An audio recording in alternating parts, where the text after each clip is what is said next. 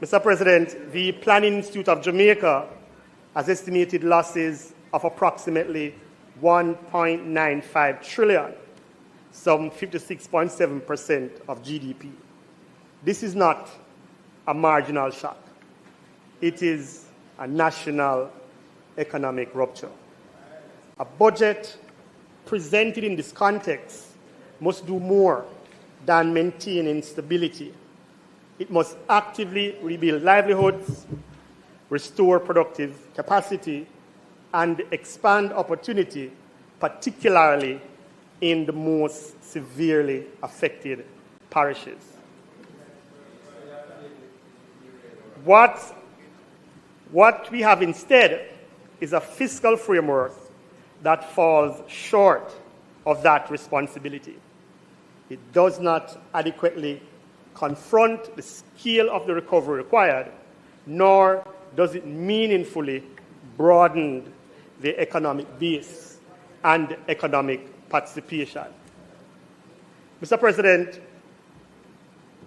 at the center of any serious recovery strategy must be the micro, small, and medium enterprise sector. If recovery is to be rapid, resilient, and inclusive, then the MSME sector's strengthening and revitalization is not optional, it is foundational. In this regard, Mr. President, we have been presented with three primary interventions. The Development Bank of Jamaica's M5 financing facility, the Business Restoration Initiative under the Ministry of Industry, Investment and Commerce, and continued support through the Jamaica Business Development Corporation, particularly under the Digital Jamaica program. Mr. President, I have been associated with the MSMEs for years, and I've been engaging and following accordingly. These are repackaged initiatives masked as innovation. More importantly, Mr. President, they are not sufficiently aligned to the realities facing the majority of MSMEs, particularly, Minister, those operating in the micro and nano sectors. The DBJ's allocation of $1.4 billion to the M5 program is predominantly debt-based support, with eligibility criteria that favors firms with formal credit history. This structure systematically excludes a large portion of the aforementioned MSME sector, the very enterprises that most need the support at this time. Loans have their place, but in a recovery context, of this magnitude, what is required is more balanced mixed grants, simplified access mechanism, and you know of this criticism of the DBJ minister, simplified access mechanisms, and parish-level targeted, reflecting the diversity of informality across the MSME sector. Without this, Mr. President, recovery risks becoming an illusion, visible in policy statements, but absent in the lived experience. Mr. President and Minister, yes, we saw the event yesterday, and we welcome the Ministry of Finance move to engage more MSMEs in state procurement process. We saw it. Go ahead and applaud it. Go ahead and applaud it. However, Minister, we are calling for the consideration to be given to repealing certain aspects of the set-aside order of 2019.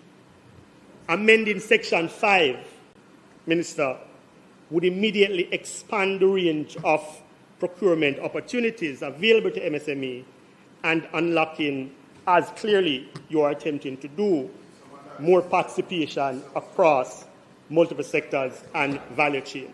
So, Mr. President and Minister, we look forward to the inclusion of the MSMEs, and we will be tracking the extent to which they are able to access the 20% of government procurement of goods that is promised. Mr. President, turning to the business restorative initiative. We have seen, Mr. President, presentations made in this House by the Minister on the progress of this initiative. And I am expressing some concern. What has been presented as an innovative response appears in practice, as I said earlier, to be repackaging limited interventions that are lacking scale, coordination, and measurable impact. There has been no clearly articulated parish-level recovery framework.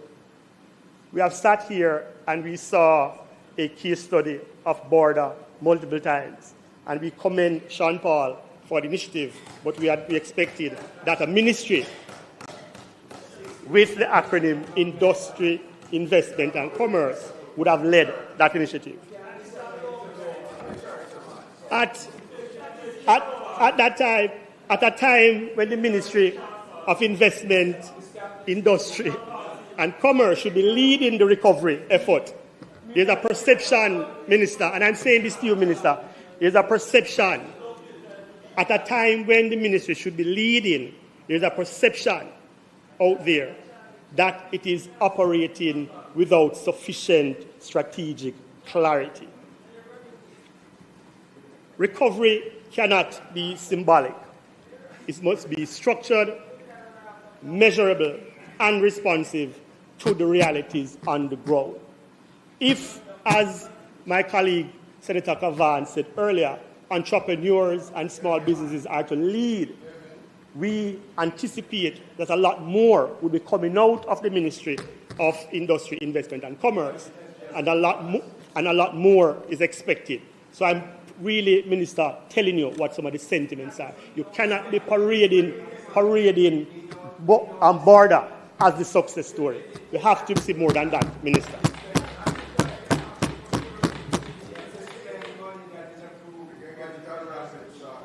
I spoke earlier, Mr. President, of policies by the government under this budget that are inimical to growth. Mr. President, the proposed revenue measure of 15% tax on digital service is one such that we see as inimical to growth. On the surface, this is presented as an effort to level the playing field for local providers. But in practice, it risks undermining one of the very pathways through which MSEs are attempting to grow. Over the past year, under JBDC's implemented Digital Jamaica program, they have actively encouraged MSMEs to adopt digital platforms, streaming services, e-commerce tool, cloud infrastructure, digital payments, and online marketplace to expand their reach beyond their immediate communities. These are not luxuries. They are essential tools for modern business. Imposing a tax on these services, Mr. President, effectively penalize firms that are following government policy's direction. It increases operational costs, reduces competitiveness, and places additional strain on small enterprises still recovering from economic shock. Mr. President,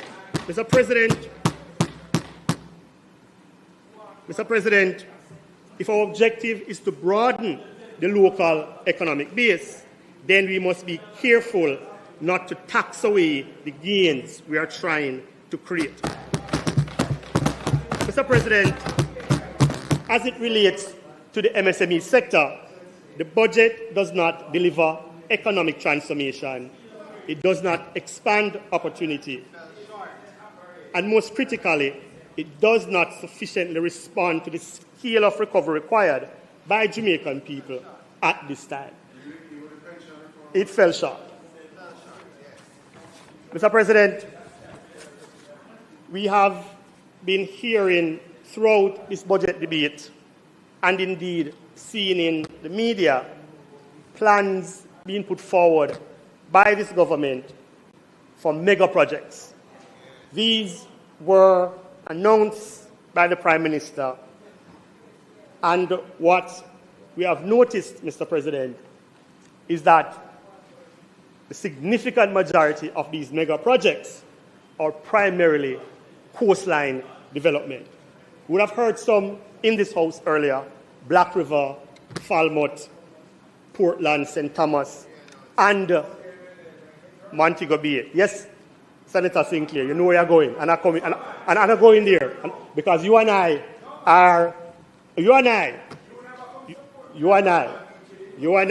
support. At that time, I was in the country, Mr. Sinclair. Mr. President, concomitantly, while we are hearing of these mega projects, we are seeing the tabling or retabling of a beach access management policy. The issue, as you may know, is very close to my heart. At the heart of this policy is a troubling philosophical shift, Mr. President. It treats access to Jamaica's beaches not as an inherent right, but as something that can be granted, regulated, and potentially withheld. The policy framework places authority in the hands of licensed operators, individuals or entities who, by virtue of a state-issued license, are positioned to determine who may enter, under what conditions, and at what cost. This, Mr. President, is deeply problematic. Mr. President, rights are not rights if they are contingent on permission. I am here now. That is the point, Senator. I am here now. And you and I will be in Montego Bay. You come face the people about beach. I am here now. And you and I have to face the people in Montego Bay. Let us talk then. Mr. President, rights are not rights if they are contingent on permission. They are not rights if they can be revoked by those who control access. The foreshore, by law and by principle, is held in trust by the state for the benefit of all Jamaicans. It cannot be converted into a controlled space where citizens must seek approval to enjoy what is already theirs. The policy proposes the inclusion of a dozen or so, dozens, or maybe I don't know the number, public beaches within the licensing and management regime. Here's the point. Let us be clear. This is not simply about management, Mr. President. This is about control. By embedding public beaches within a licensing framework, the policy creates a condition for commercialization and, in effect, privatization. Licensees are empowered to charge fees, regulate entry, and enforce exclusion with the backing of state authority. Mr. President, this represents a quiet but significant shift from public commons to managed commodity. The foreshore is not tradable asset. It is a shared national inheritance. Any policy that enables the incremental enclosure is not stewardship. It is disposition by administrative design. Mr. President, the policy promotes the development of artificial beach as a form of enhancement. Mr. President, I listened and I hear resilience being thrown across the lock, stock, and barrel. And this policy is inimical to resilience. Mr. President, the science tells a very different story about artificial beaches. The creation of artificial beaches typically involves the removal of natural coastline features, rock formation, coral rubble, and seabed structures, and their replacement with imported sand. The natural formations are not incidental.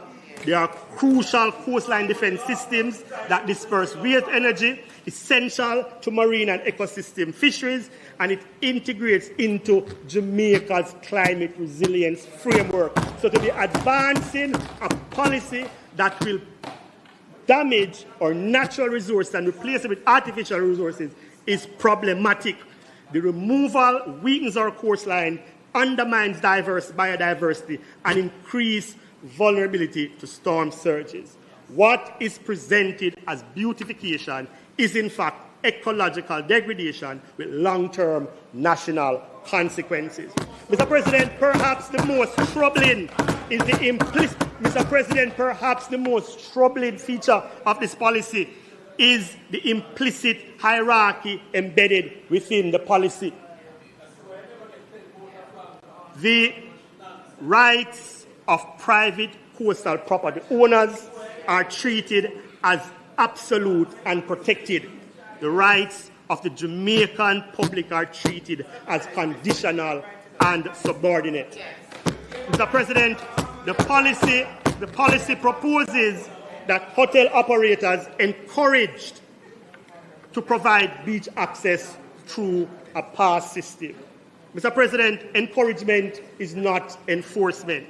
The approach effectively delegates state responsibility to private actors, allowing them to determine whether access is granted, when access is permitted, and what price access is available. This is not a right-based framework, it is a discriminatory system. The state's duty is not to encourage access, it is to guarantee it. No, man, I'm not going to keep you long. No doubt you're going to have an opportunity to speak on the beach access policy now. But we really want to hear your opinion on the budget. I'm aware of it. I know, Senator Lambert, allow me now, man. No.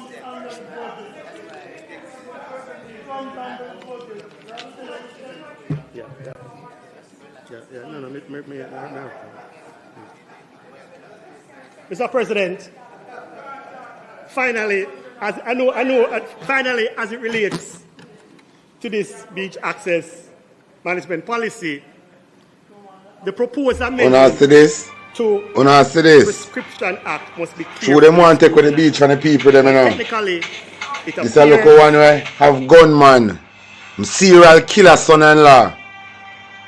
Tam Tavares when son-in-law serial killer. Serial murderer, Tam Tavares son-in-law. One of Jamaican top serial killer, a Tam Tavares son-in-law. They carry profound implication. By privileging formally titled landowners and limiting the recognition of customary use, these amendments risk extinguishing the long-standing rights of access. That is something we come into. Don't worry yourself. No, we come into it. Don't worry yourself. Don't worry yourself. Yes, this is not legal reform. It is formalizing exclusion. The issue before us is simple, even if the policy is complex. Do the beaches of Jamaica belong to the people of Jamaica fully, freely, and unconditionally? Or are they to be transformed into controlled spaces where access is mediated by license, price, and permission. Mr. President, the beach access management policy does not support the growth of MSMEs in the blue economy. And if we are serious about shifting the model that intentionally put money into the hands of businesses, markets, and vendors, then we have to relook at the policy. Mr. President, let me quickly shift gears. Let me quickly shift gears, Mr. President. I'm shifting gears. Let me quickly shift gears. No, because time running out. Mr. President, let us be clear. Mr. President. There can be no vibrant local economy without citizens' security. I want to spend a few minutes on that point. Businesses do not invest where communities are unstable, trust in institutions is low, and violence is oppressed, not resolved.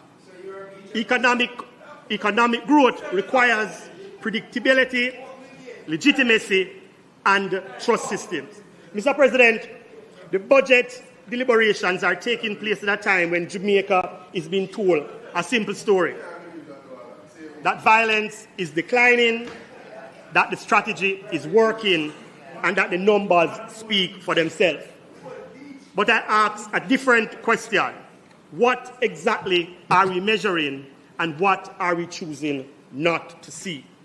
Because if public policy is what gets measured, and if what gets measured is what gets counted, and what gets counted shapes what is funding, then what gets funding will shape the future of this country. Mr. President, I combed through the estimates of expenditure for the Ministry of National Security. I did not see any line item for peace. So I wonder if that was last year's budget before the name change. All I see in the budget reinforcing the government's narrative of success through suppression. I saw nothing in the budget responding to the stated sector outcome, strengthening the capacity of communities to participate in creating a safe and secure society. Mr. President, the government's approach to crime reduction has leaned heavily on enhanced joint military police measures, in some instances expanded policing powers, and tactical suppression based on enforcement. And yes, Mr. President, we acknowledge that homicide rates have declined, but that is only one metric, because alongside that decline, there has been a troubling rise in fatal encounters involving members of the security force. And the question we must ask is not whether enforcement is necessary, it is at what cost and toward what kind of a society. Mr. President, we have reduced the national conversation to a single indicator. Murder down equals success, murders up equal failure. But violence is not a single variable problem. When we come to measure homicide rates, we ignore community trust in law enforcement, youth disengagement from violence, social cohesion, economic participation, and institutional legitimacy.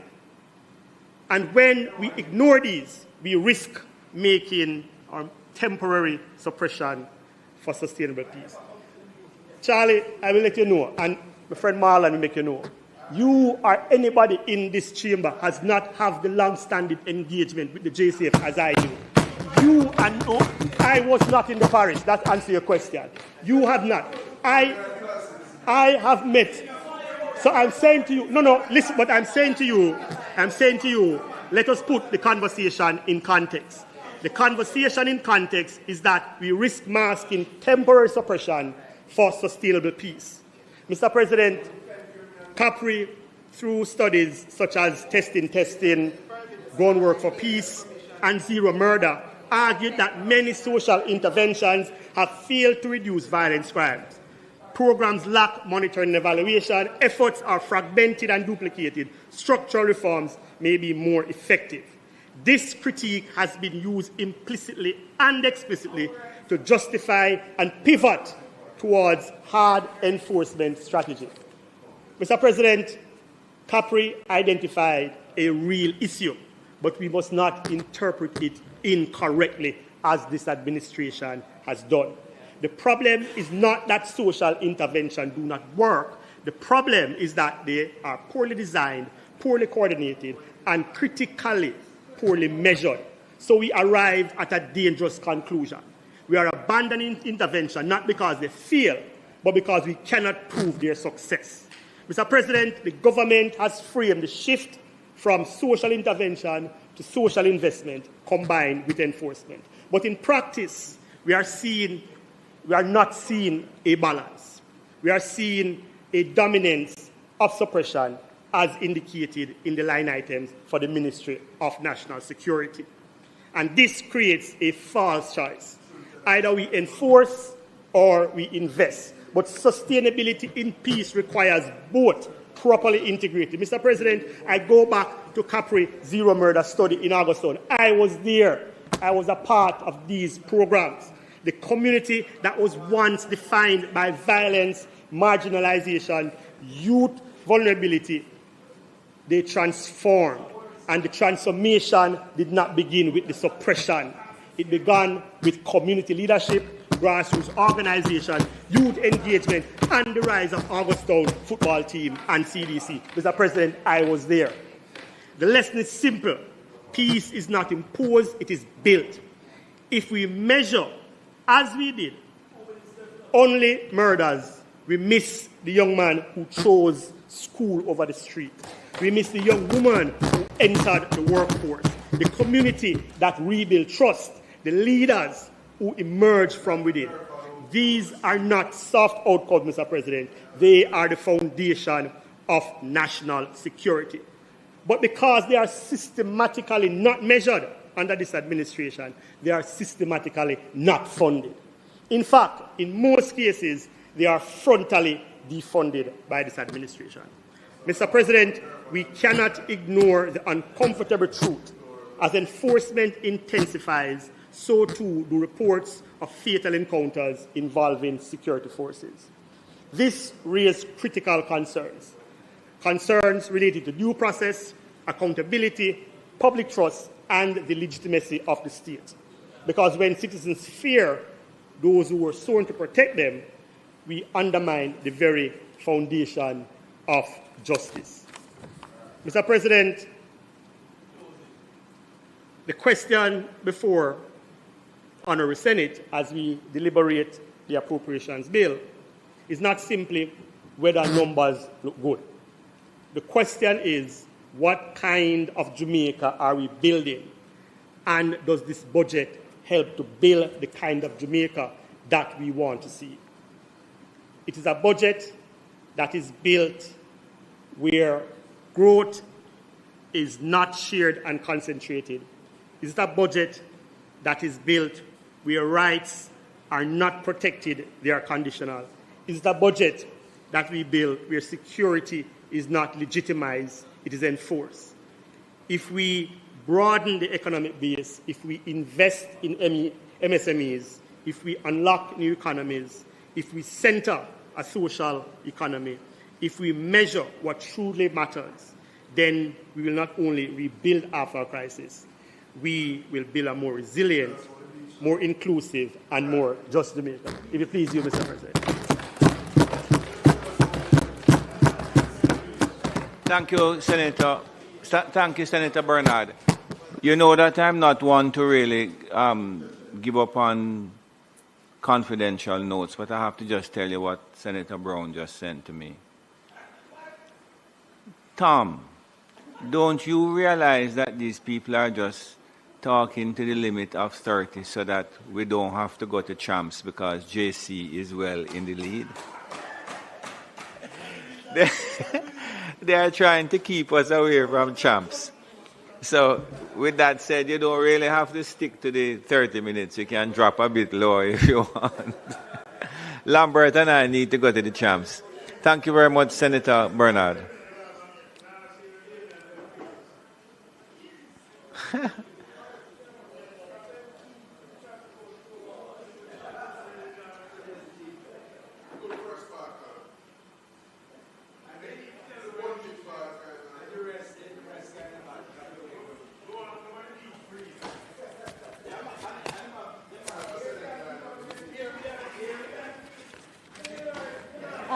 Thank you. Thank you. That was what was wrong.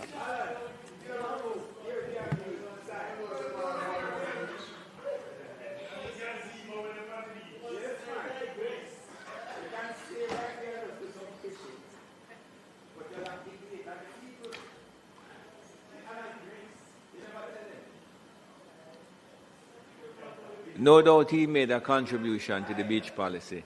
Senator Golden Campbell. Thank you, Mr. President. Thank you, Mr. President. Mr. President,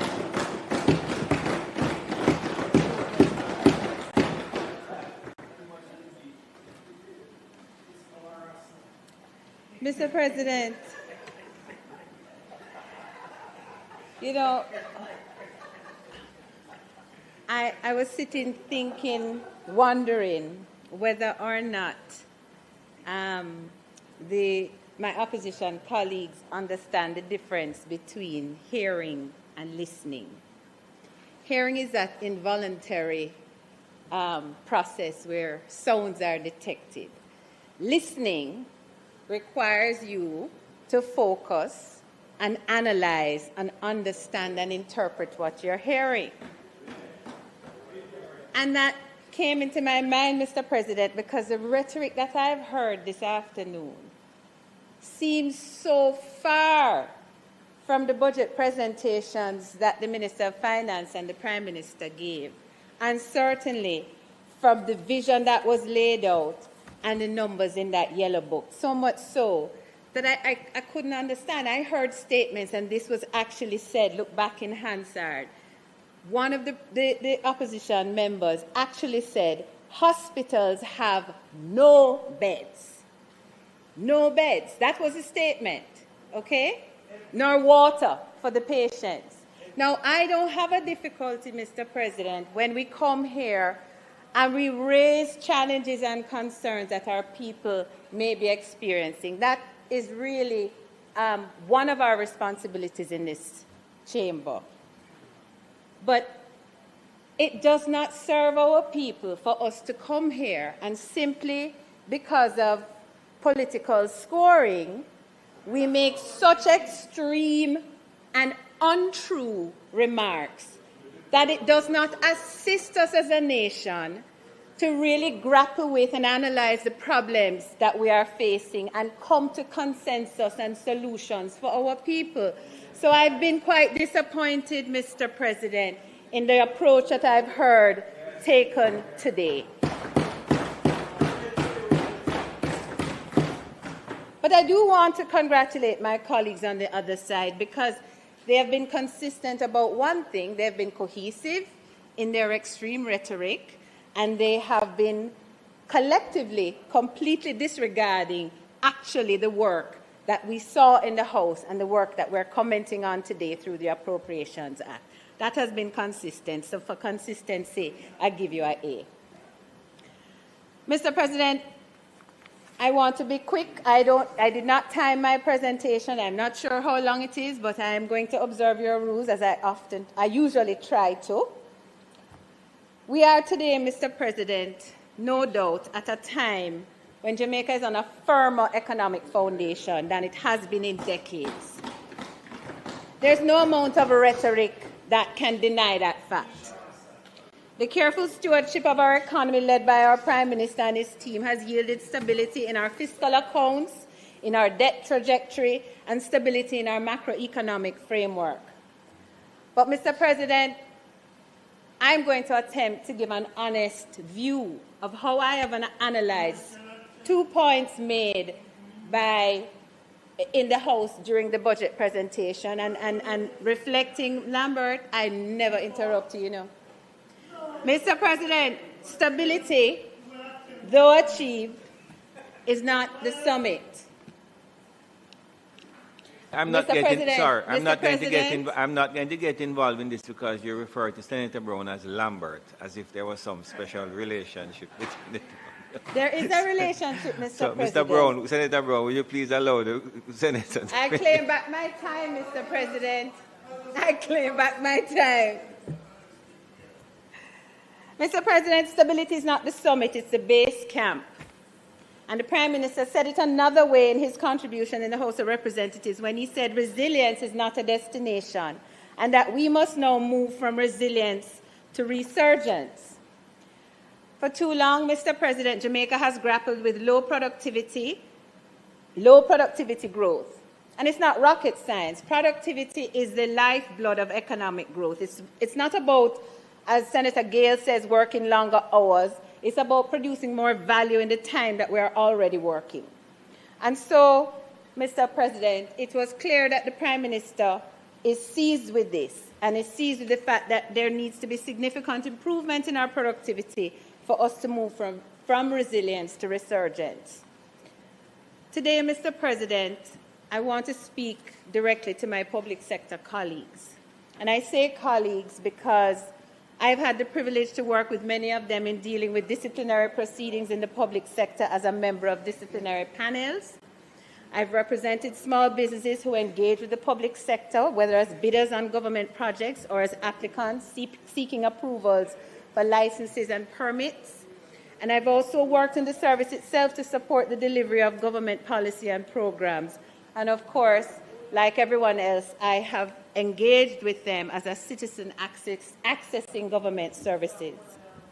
I've met many diligent, bright, and dedicated public servants, but I regret to say that the standards of work and the productivity levels across the service are inconsistent. Houston, we have a problem. And that problem must be acknowledged and confronted respectfully and in the interest of all concerned and ultimately our great nation. So my colleague across the aisle, Senator Tomlinson, also recognizes the need for performance management framework.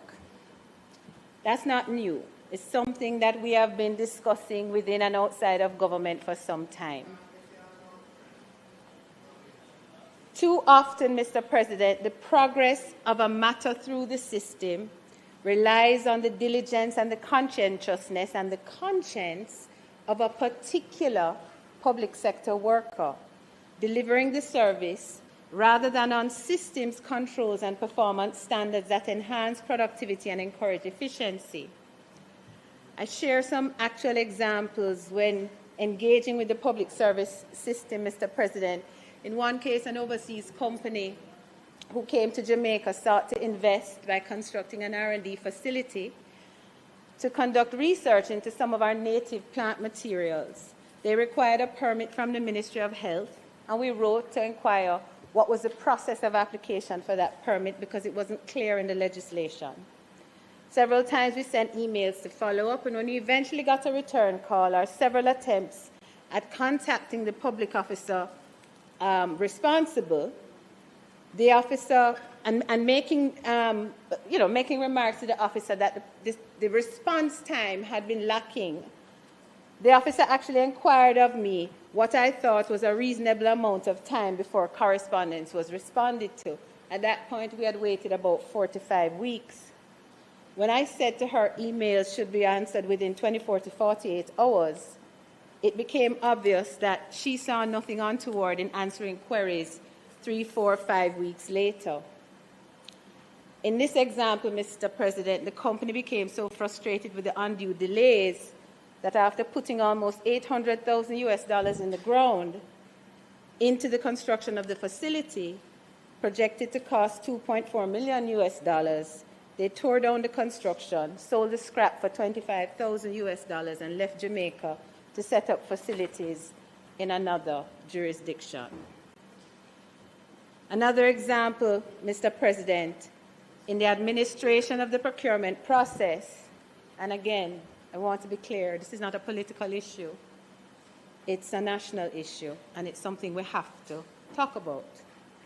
A small business supplier of goods and services responds to a request for proposals from a ministry. The deadline for bid submissions passed, and the bid validity period is about to expire. The ministry writes and asks the bidders to extend the bid validity period, but gives no reason why. The bidders, of course, feel compelled to agree because, after all, what is the option available to them? It's agree for the extension or remove themselves from the process. The ministry makes 2 other requests, in essence delaying the procurement process for an additional 3 months with no explanation as to why. I don't think, Mr. President, that I need to outline the impact on a small company of being in limbo because of unexplained delays by a procuring entity. Did they need additional time to assess the bid? Did people simply not engage the process of assessment in a timely way? We don't know. Mr. President, it is true that the conversation around productivity requires us to assess the tools that are provided for our public sector workers to deliver on their mandate efficiently. So when Prime Minister said in his contribution last week that it's not a judgment on our workers, but rather a diagnosis of our economic structures, I join him in that. But I go further, and I want to have an earnest conversation with my Jamaican family on the matter. I know as a business owner that part of ensuring productivity and efficiency is providing the tools to my team to do the work in the most optimal way. But I also know that it requires that I inspire a thinking and an approach in my team members so that they become more invested in the success of their efforts and so that they are themselves motivated to ensure that at all times they are maximizing their productivity and efficiency and our clients are served well and served quickly. Mr. President, our people are industrious, our entrepreneurs are innovative, but we have to move them towards a system that does not constrain them, that does not constrain their potential. If we are being honest with ourselves, this is sometimes compounded with the individual approach of some public servants that fails to make the connection between their diligence and efficiency and successful outcomes for the Jamaican people. Mr. President, what I'm asking for is a national conversation, because while the government seeks to leverage the economic stability that we have achieved, we as citizens, as public sector workers, must also review our own approach to work and to the delivery of better outcomes for our people. I resist, Mr. President, the urge to make specific recommendations, because what I am hoping for today is really to deliver an impassioned plea to those responsible for the administration of our public services, from permanent secretaries to chief technical directors, to the lower levels of staff and the workers at the very bottom of the chain of command. Your productivity matters. Your diligence matters. And as Senator Duncan said earlier, these are matters that we must address as a nation in an unbiased and sober way. If we are to realize the vision articulated by the Prime Minister, we must embed productivity at the center of our economic strategy, but we must own it personally. We, every single one of us, not just government, every single one of us. Mr. President, I turn to the issue of growth and empowerment of the micro, small, and medium enterprises, our MSMEs, and one of my favorite groups of business people. These enterprises are the backbone of our economy. They represent the entrepreneurial spirit of our people. They create jobs, they sustain families, and they drive community-level development. Yet, despite their importance, they continue to face significant challenges. Access to finance remains a persistent hurdle. Many small businesses struggle to secure the capital necessary to grow.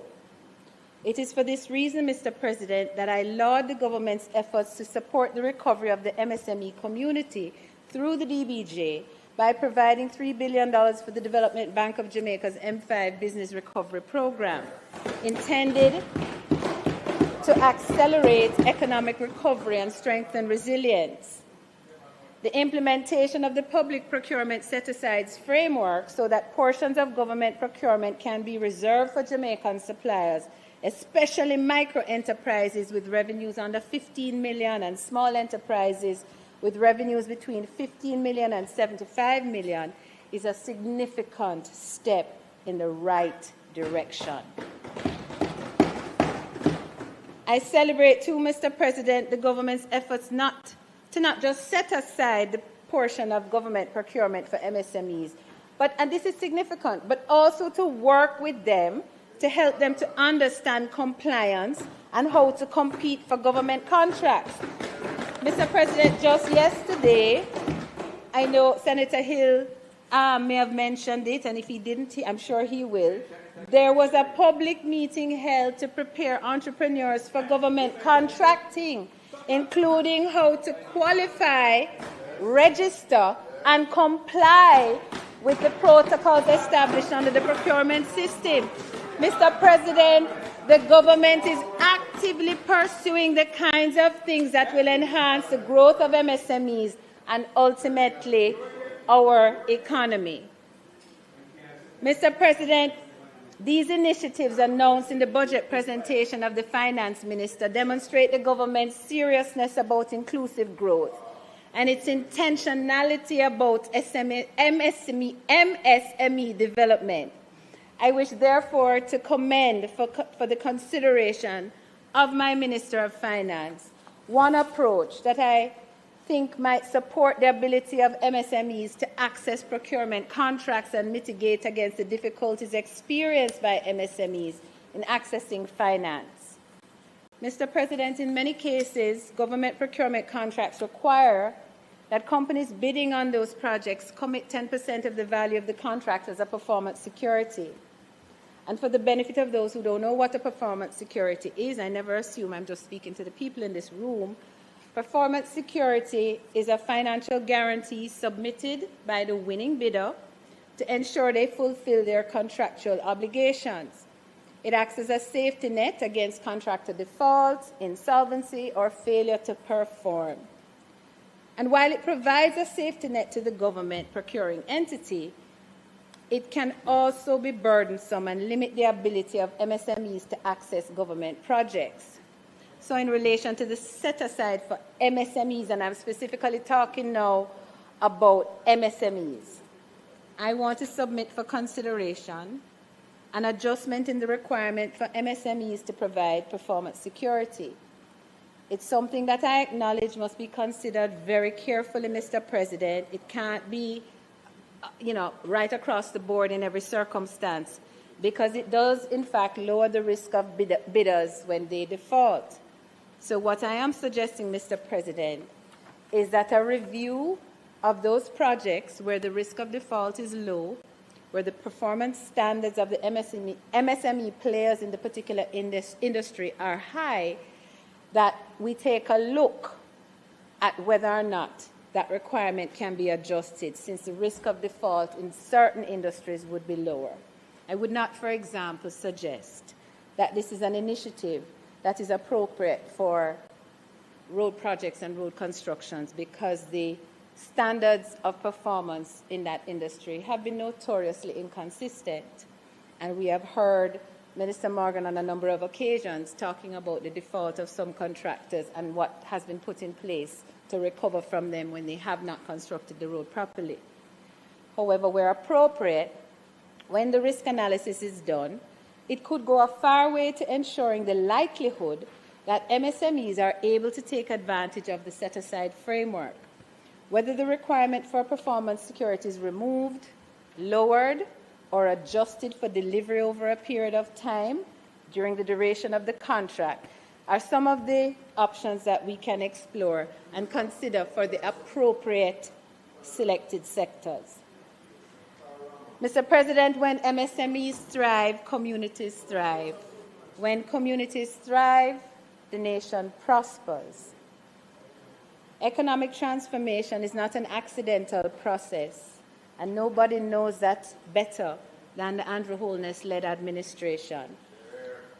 The government, led by Prime Minister Dr. Andrew Holness, has been deliberate, they have been disciplined, and most importantly, visionary in their stewardship.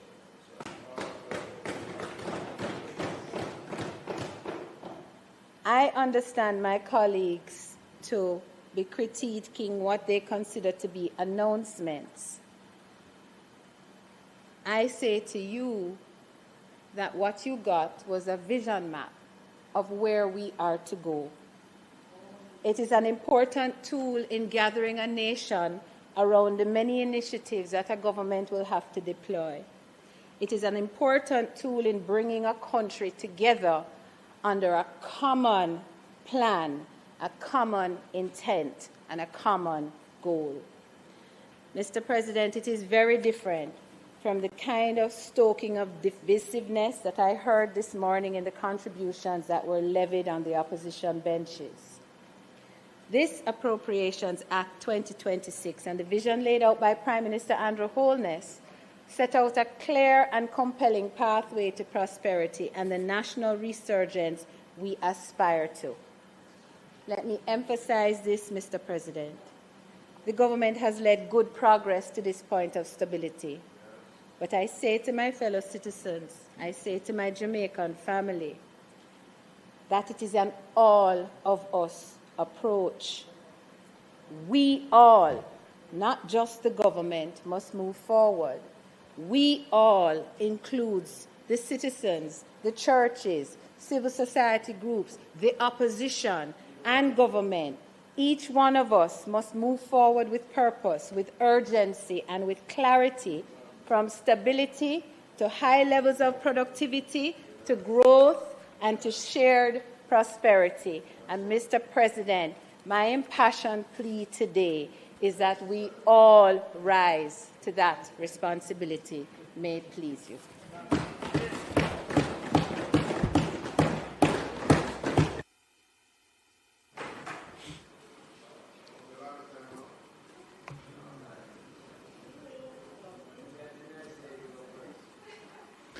Thank you very much, Senator Golden Campbell.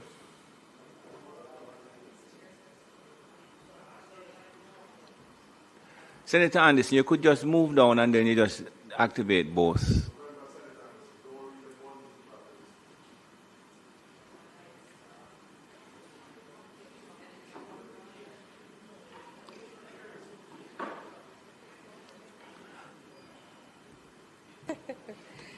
Senator Anderson. Yes.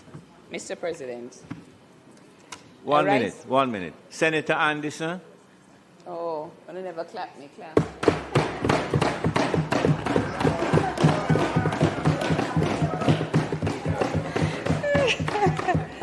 And I pick that up and I'm not feeling well, you know, you see I pick it up. All right, yes, Mr. President, I rise to make my contribution to the debate on the appropriations bill. No, I'm not today, actually. But I thought it important to be here, Mr. President.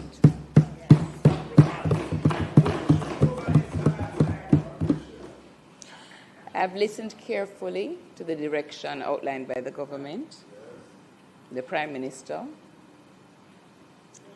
and I hear a budget that purports to build economic strength, expand opportunities, maintain fiscal discipline, and position Jamaica to be more resilient in the face of global shocks. That's what's claimed, right? Those are important objectives, and I don't think any serious policymaker would disagree with the importance of stability, of fiscal management, responsible fiscal management, or investing in infrastructure as a foundation for growth. But a budget is not judged by the language of the budget. It is judged by the lived reality it creates.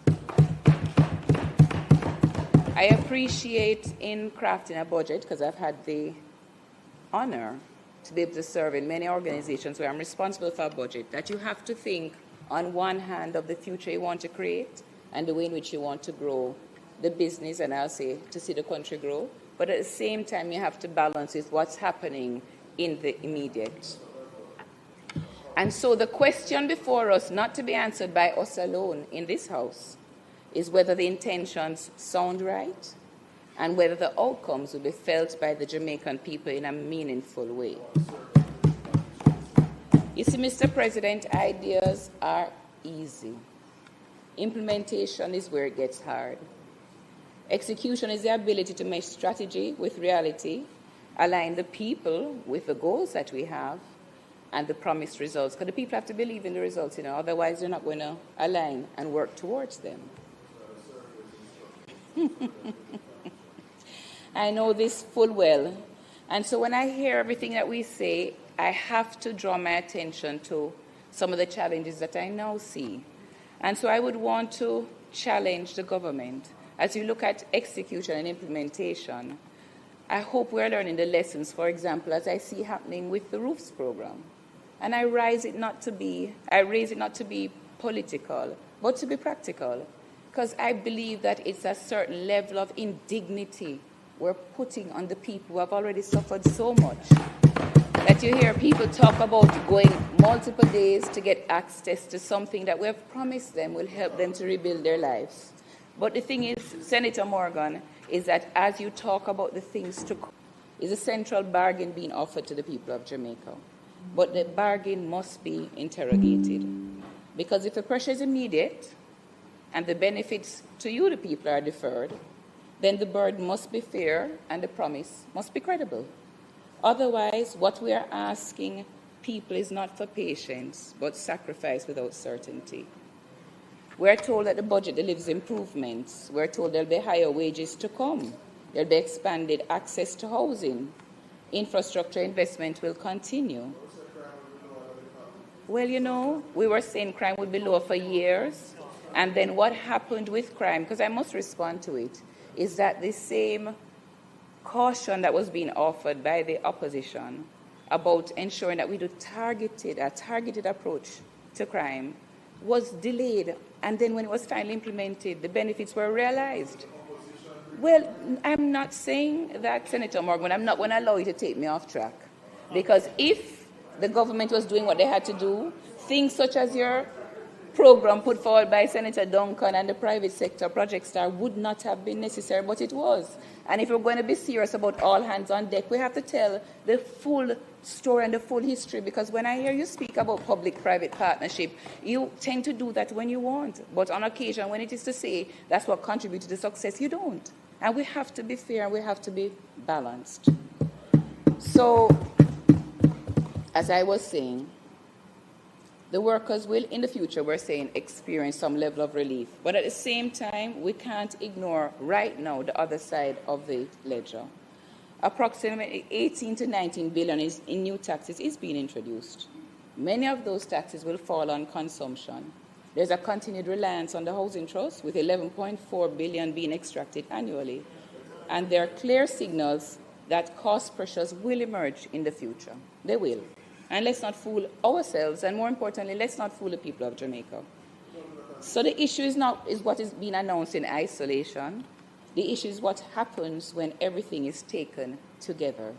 Does it ease the burden on the average Jamaican, or does it simply shift it? Mr. President, I won't repeat the detailed policy arguments put forward by Senator Small-Ferguson and other members on this side, on the NHT. But at a basic level, the issue is this. We cannot claim to be expanding housing access while continuing to draw down on the very resources that make that access possible. It's a contradiction, Mr. President. I believe it was the 26th of February, the Regulations Committee met, and we were here talking about housing and houses that were built from 2019 or 2020, I believe it was. And we're talking about approval for public sector workers. And the total house we're talking about approving that would have been given to them from those schemes was 28 houses. 28 across 3 schemes. And those things are jarring to me, because when I hear talk, I want it to be not only aspirational and things that as a nation we can look forward to, but I want it to be things that people actually feel the impact in their lives. And I'm very passionate about balancing policy to deliver impact to people. So if we bring the discussion out of policy language and into everyday life, the picture becomes clearer. Let's consider the Jamaican worker, an individual employed in a 9-to-5 job, an hourly worker, a skilled worker. And many Jamaicans who, when I speak to even some of the people that work in the same complex as the company I now work, I hear them speak about the reality that they have, that they're living paycheck to paycheck. Jamaicans are simply trying to make ends meet. I'm told that this worker, when I listen to the budget, will benefit from a higher minimum wage and improved take-home pay. But the reality is that the cost of food continues to rise. The cost of basic goods continue to increase, and everyday expenses are creeping upward. And so the increase that they may get in the tax allowance is easily eaten away, easily. Everyday expenses are going up. When taxes are placed on consumption, the costs are passed through the system and ultimately absorbed by the consumer. So while there's a marginal increase in income, that increase is quickly eroded. And so the worker doesn't get any relief. The worker experiences continuity of pressure. And it matters because the same worker we're going to be asking to be more productive. It's the same worker, if you think about people who work in Kingston and live in St. Catherine and sit down in traffic for 2 hours. They leave their homes at 5 o'clock. By the time they leave work at 5 o'clock in the evening, they get home at 8, 9 o'clock. And most times, as if they drive, if they take public transport, the truth of the matter is that we're not speaking about it. I just heard the government senators speak about productivity, but not practically speaking about how we're going to improve productivity. When people come to work, they are tired. Most of us in this house have the benefit of driving. We do. And so we're frustrated when we spend an hour in traffic. But I feel so guilty to even say that when somebody tells me they left their home at 5, they reach at 8. They leave work at 5 and they reach home at 10, just in time to empty their child's school bag, pack it for the next day, wake up the child at 4 to get ready. I mean, we can do better. So productivity must address transportation. Same tension exists in the area of housing. We're told access is being expanded, allocations for young people, support for deposits, which I welcome, improvements in loan access, which I welcome. But when a young Jamaican looks at the housing market right now and see the price moving from 9 million to 15 to 23, they can't think it's possible to buy a house. When I I like to be around young people, keeps me young. And when I'm around them, and they tell me that, why would I try to buy a house? It's outside of my reach. So what they do instead, they say they want a pretty flashy car they can get a loan. Don't make sense to buy a house because they can't afford to buy the house. No, it's an average young people. The flashy cars they're talking about now is a Toyota. It's not a big flashy car, it's a Toyota. They're saying they're going to go to a party. And I say, why are you going to spend so much money on a party? And they say, because that's the best way to get enjoyment when you look at everything they're contending with on a day-to-day basis. So the productivity, the transportation, the hope of home ownership is not there. It's real. Senator Morgan, I speak to every young child the way I speak to my sons. My sons are 23 and 21, and the same I want for them, I want for every Jamaican child.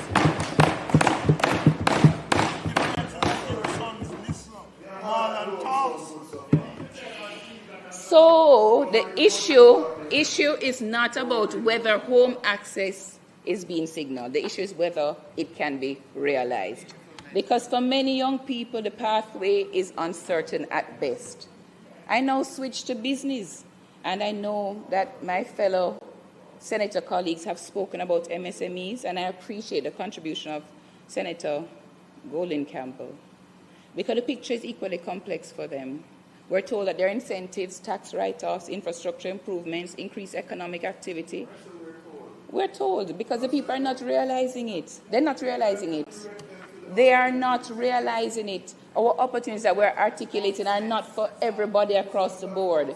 Right now, the access, though the intention has been signaled through JBDC and the program that was launched yesterday, it is not easy for a small business person. I tell you, I have not grown up in politics. I've grown up working hard, building real structural things to contribute to the economy of Jamaica. And those are the people I speak to. And it's hard, Senator Morgan, it's hard.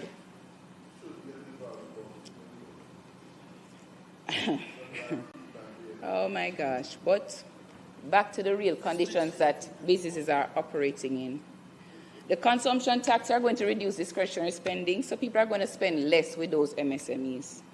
And their operating costs will continue to rise because we don't yet have a solution for energy costs. And so while there may be opportunities for growth and they can access, there's also increased pressure to remain viable. It's real for them. For many businesses, especially the small and micro, the challenge is not expansion, it is survival. And this brings us to the broader issue of the credibility of the growth assumptions that underpin the budget. Because at its core, the budget rests on the belief that economic growth will come and that it will be sufficient to offset the pressures being introduced. But over the last decade, Jamaica's economy has grown at an average rate of 0.8% per year. That's not a rate of growth that transforms lives. It's not a rate of growth that meaningfully shifts opportunities. And so when Jamaicans are asked to accept increased costs today on the promise of future growth, they're entitled to ask a simple question: what makes this time different? You see, Senator Morgan, before COVID, you guys were here, 2016. That's 4 years before 2020. So, Mr. President, beyond the numbers, there are deeper concerns that the budget does not fully address. If you are a hurricane-affected household that Senator Bernard spoke to, and you're trying to rebuild, do you see yourself in the framework that was announced? It was $30 billion towards hurricane relief. Do you see yourself? Do you feel that you've recovered and you're now ready for resilience? You see that? If you're a pensioner, does the budget improve your ability to meet your basic?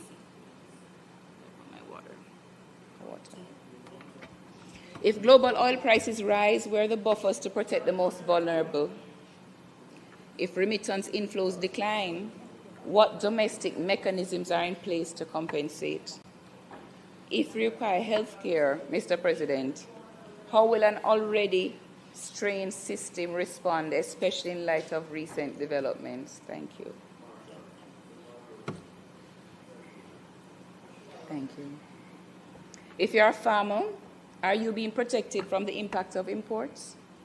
You know, I saw so many. Yeah, but I saw, so many. I think it was 3 stories in the last 2 weeks about farmers and the glut of what they have produced on the market. And I'm thinking, as a country, we owe those people something, we really do. It is a promise to come until I see it. Until I see it, roofs is in my head. If you are a producer, how are you being supported to meaningfully expand exports?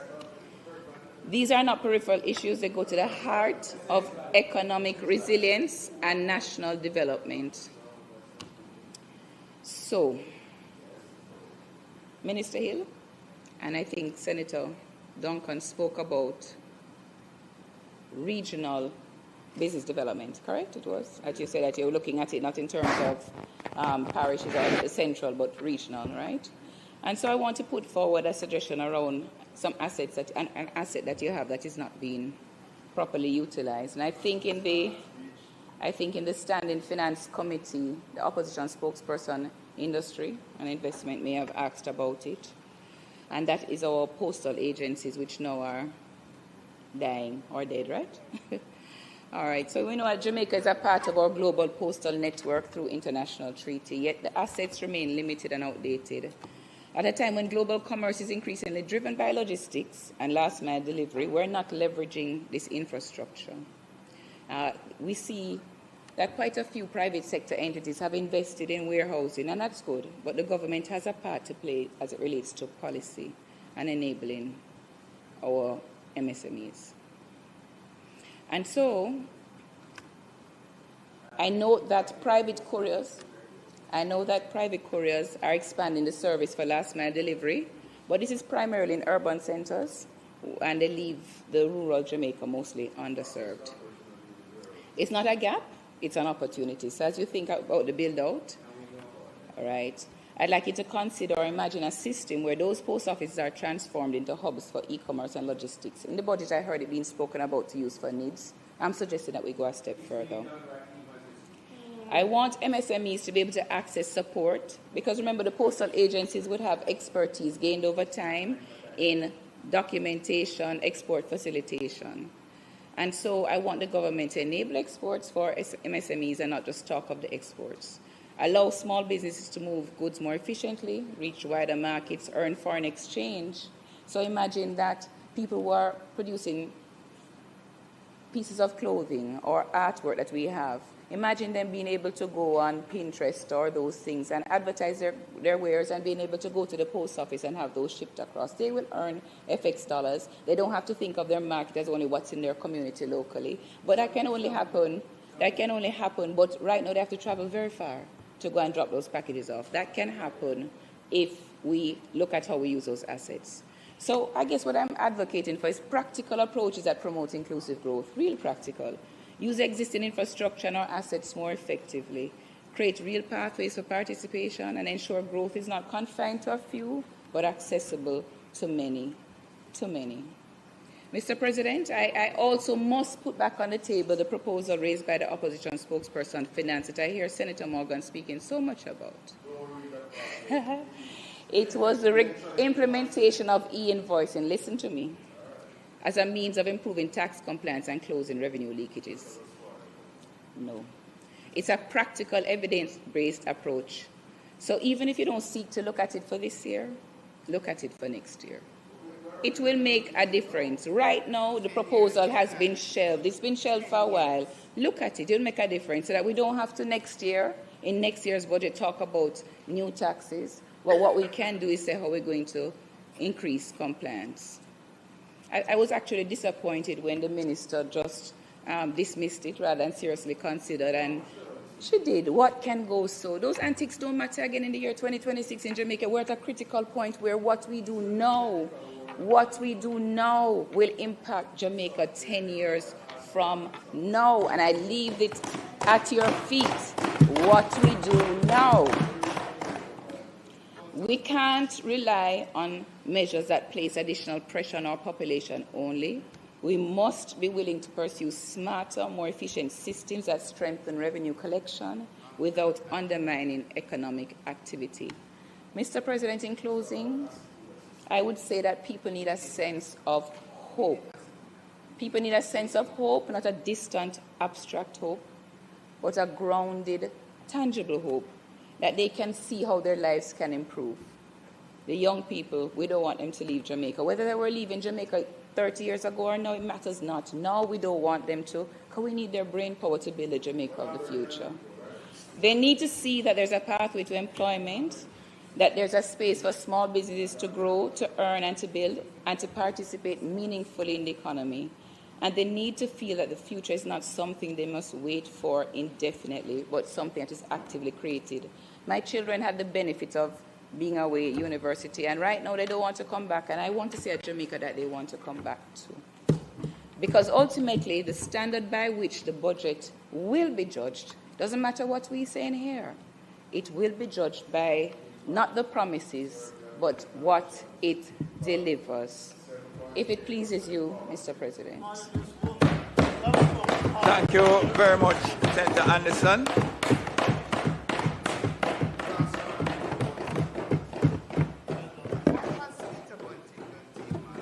Thank you.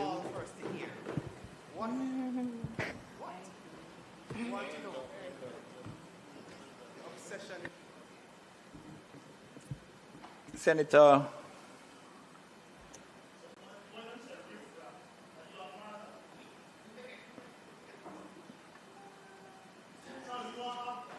Senator Christian Tavares Pinson, I recognize you.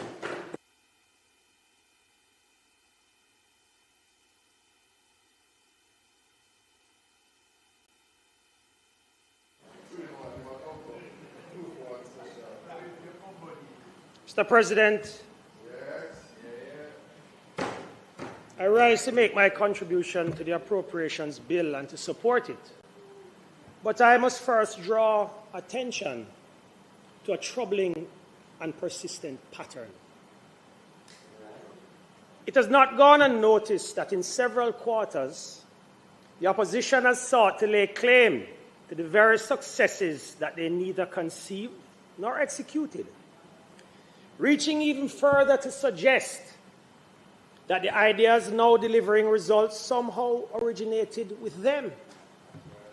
Mr. President, the Jamaican people are discerning. They observe, they assess, and ultimately they decide. And they have decided decisively, if the opposition is so convinced of its effectiveness, then it must also accept the verdict of the people. Those Jamaican people have chosen to keep them exactly where they are for another term. Perhaps, Mr. President, that is where they are most comfortable, commenting from the sidelines rather than carrying the weight of responsibility. But let me be clear, Mr. President. This administration has never claimed a monopoly on good ideas. The Honorable Prime Minister, Dr. Andrew Holness, has said time and again, bring the ideas and we will implement what is in the best interest of the Jamaican people. That is not a sign of weakness, Mr. President. It is a mark of mature leadership.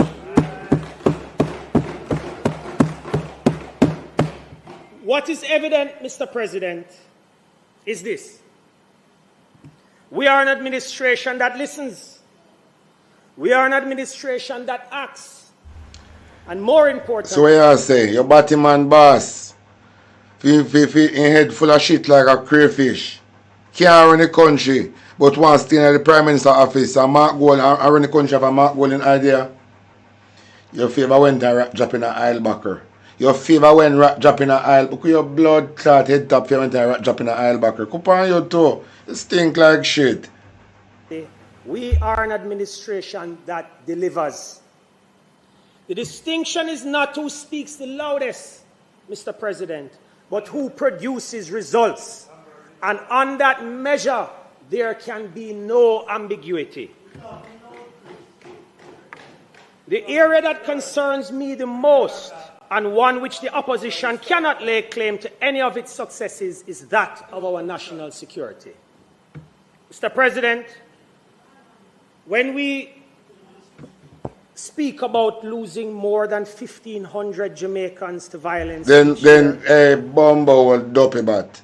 The opposition leader wouldn't want to lay claim to one killer squad where Andrew is creating in Jamaica. I think we are blood clotty that Andrew can't turn the police him in a gunman, murderer, and hitman. And Mark Gold not going to lay claims to that. I want to that fucking cokehead there. What wrong with this guy? Andrew only said tell the police them go to send the youth and go meet them. Remember, you know? The police them murder a youth on camera church lane, you know. And not come out of it, you know. You think we can't take side? You think Mark Gold can't take side? This is a criminal gang with Andrew only send the police force, you know. But what the hell wrong with these people? Eh? Remember your brother-in-law, your brother-in-law, where police them cap on after the system use your brother-in-law, and remember the police them go flush him, you know. Remember your brother-in-law, serial killer, Jamaica's #1 serial killer, you know. Remember your deceased brother-in-law. Your deceased brother-in-law is a #1 serial killer in Jamaica. Your daddy, son-in-law, son-in-law, serial killer, your sister man. Your sister ex-man, our baby father, is a serial killer and not only in our parliament. You stink like shit. The number can feel abstract until we give it shape. Imagine the National Stadium filled to its capacity of 35,000 people. Now imagine that every single person in those stands represents a life cut short by violence. At the rate we were losing our citizens, it would take just over 23 years to fill that stadium to capacity. Not with spectators, but with absence, families broken, communities diminished, and futures erased. This is not just a statistic. It is a slow, relentless emptying of a nation. Each year, Mr. President, adds another section, another stand, another row, until one day we are forced to confront the full scale at what has been taken from us. The question before us is not whether we can afford to act, but whether we can afford to continue counting lives in this way. Mr. President, in 2024, Jamaica recorded a 19% reduction in murders, following a 7% decline in 2023, bringing our homicide rate to 40.1 per 100,000. While still high, we are now outperforming some regional peers. A stark contrast to 2016, when Jamaica had the highest rate in the Caribbean at 50 per 100,000. Unlike much of the region, where homicide rates are currently surging past ours, we have reversed that trend, and now other countries are studying our approach to reducing violence. No country now study Jamaica approach. No, when we stop coming out of Parliament, come tell blood clot lie. No country now follow Andrew approach. Andrew is a murderer.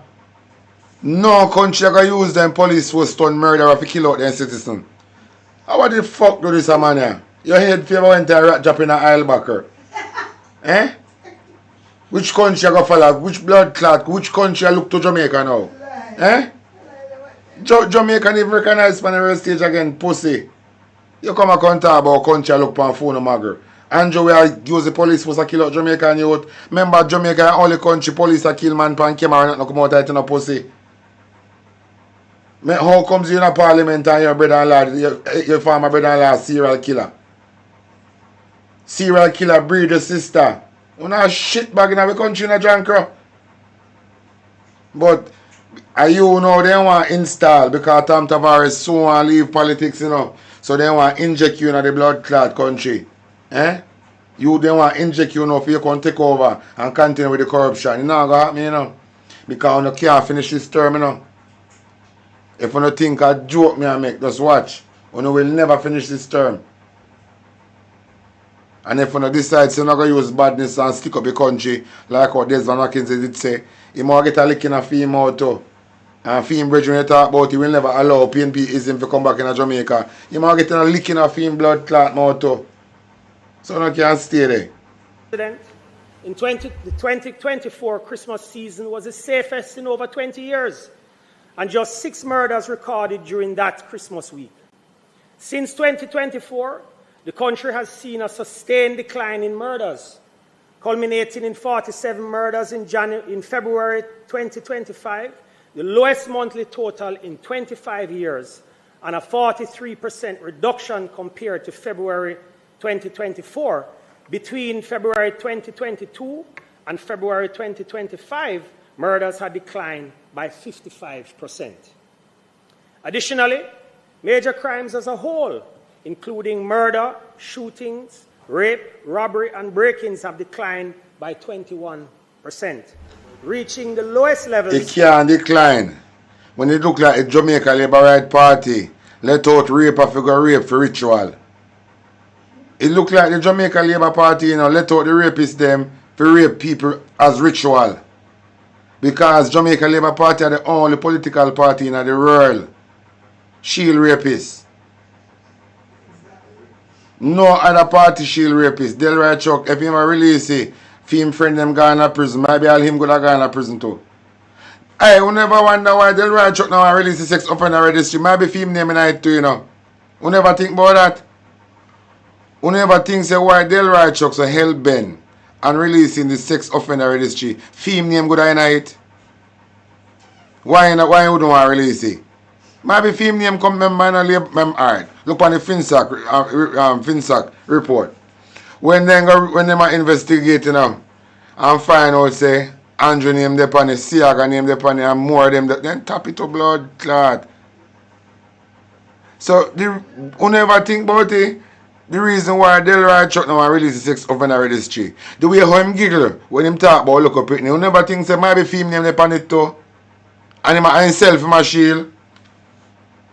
Delroy Chuck cannot shield himself, you know. Because the way how look up Pitney argument make him giggle. The way how Delroy Chuck giggle when he talk about little Pitney, especially little girl and boy. The way how he sweet him. I ain't never seen nothing like that before. And I like somebody in the Parliament that tell joke, you know. For them mention look up in the delivery truck star giggle. Like Tweety Bird. Who never think about it? So wonder if delivery truck name in the sex offender registry. This is something we look into too, you know. Why the Justice Minister would want to keep rape a secret? When time a man rape and the police lock him up, then let him out on bail, make him go rape and look up in a Babsy Grange constituency. Then put it out on news so then hear saying have gun. Then go intimidate the mother, make the mother attack saying fearful and own her son. Line no go say no.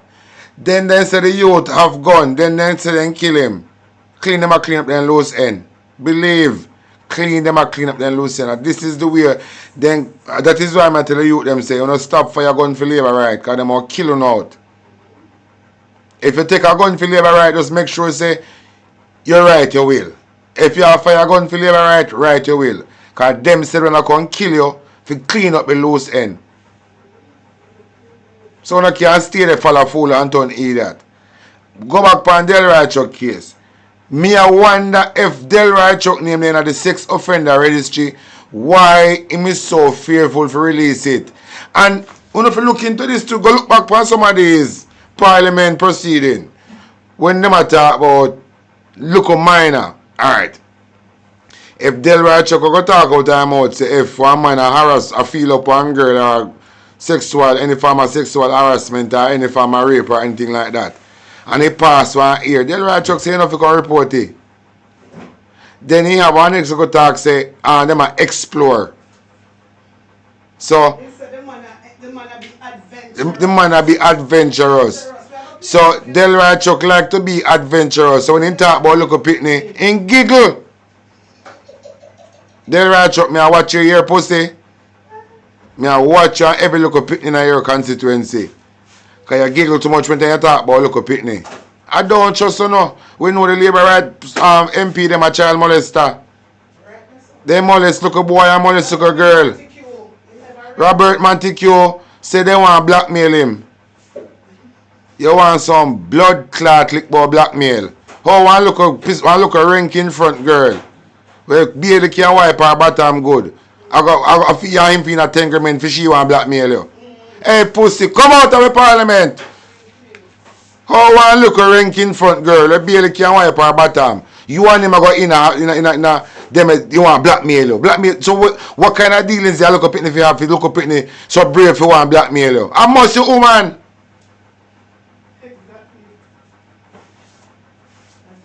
How you fi talk about blackmail? With one look up Pitney. Where do you want blackmail for?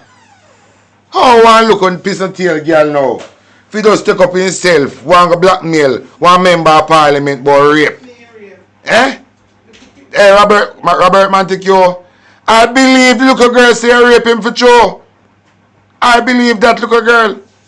I believe says no black. What kind of dealings Robert Montague and that little girl could have? For the little girl a draw allegations saying rape her. No thank you, no sing so. So me I wonder if your name in the book too. Of course your name in there. You should have so Robert Montague are the political member, you know. When you hear saying lose the seat, me hear saying drop down, you know. Me hear saying drop down. When he see saying lose the seat, me hear saying member, you know. He go down in the constituency, you know. Him and Andrew, you know, with the magic school bus them, you know. And nobody no fat on them. Nobody no fat on them. And election night, yeah, you see Robert Montague winning seat. Like in think we want for 1st of April. A man will not have no fans. Eh? A man when him and his look a girlfriend have disagreement. They say a girl a blackmail him. Eh? I want to feel say that is school. For this demo people I represent we not put them a member of Parliament. We look up any look a girl off a road can just come and say Labour MP rape them. Only things that this is school. The Labour right MP, them are the raper government, a raper MP them. Them molest look a boy and Robert look a big dirty thing, Robert Montague. But girl a blackmail. Blackmail, how you mean about black? Robert, take your fuck and come here. What you mean boy look a girl a blackmail you? Eh? Me believe say you rape a little girl for true. Can you look like some little toaster on me? You look like some look Annie Tostirami. True, man. Look how he look. He look like some look man, you see? We will force on himself and look up at me. Yeah, we look. He look like some man we take out all them Willie and show look up at me. You know, so look man we take out them Willie and put you and I pretend like they don't know say outside. Just show them and look up at me, look funny. Robert Montague, give me that. He look like some type of that type of people there. Certain man, a dirty boy. Like him, we take out him Willie and walk around in a primary school. Robert Montague give me a vibe like him, we take out him Willie and walk around in a primary school. Hot shit. See how Delroy Chuck, him look like him is stripping a basic school. Delroy Chuck look like him ready for stripping a basic school right now. Stripper. Like A stripper. The way how look up at him make him giggle. He might be able to take off his clothes and pretend like he mad now basic school. Just a giggle like a bird. Jesus mercy God. We need to know if Robert Montague and Delroy Chuck name on the sex offender registry. Senator Brown did say them are endorse child molester in a parliament. Yeah. So me I wonder if Robert Montague send Senator Brown attack. Me I wonder if Robert Montague Senator Brown did a drop in word for. I want to know that child molester that them are endorsed in the parliament. So it's safe to say the Jamaica Labour Right Party do sex ritual too. They manipulate with some look torment, traumatize you to do child molesting and use them as their weapon. Give them good life of prison, and when they want to do one sex ritual for more power, then send them out go do the sex ritual. And if it bust, then kill them. If it get exposed, then kill them and send out the next one and then recruit. The Jamaica Labour Party do sex ritual. They can't be trusted. Then cannot be, and then do human trafficking. Andrew one is trafficking one plane load of Indian and sell them citizenship. Book reservation downtown in a hotel. And then come out and tell her about the people them under 24-hour police watch. When the people them busy downtown and walking and buy key and buy this and buy that. Andrew a pussy. One plane load of terrorists, Andrew want to sell them citizenship. Can you believe this fuckery? One plane. Hey, me say if Andrew homeless, all of this future prophecy, I go fulfill pan sitting wrong. Andrew want to fit the description of all of the prophecy them when they come. The youngest prime minister then say head I go roll on King Street. Andrew fit that description. Based on the thing them mama go on with. Exactly. Then check Rose if you keep up fuckery. If you sell out the people them in the community and burn out them. If you develop a place and sell it to their friend. But then sell citizenship. Jesus. I be a fucker. Don't make them use me that fool, you know. Nationwide? Nationwide is that nation. I'm tell you now.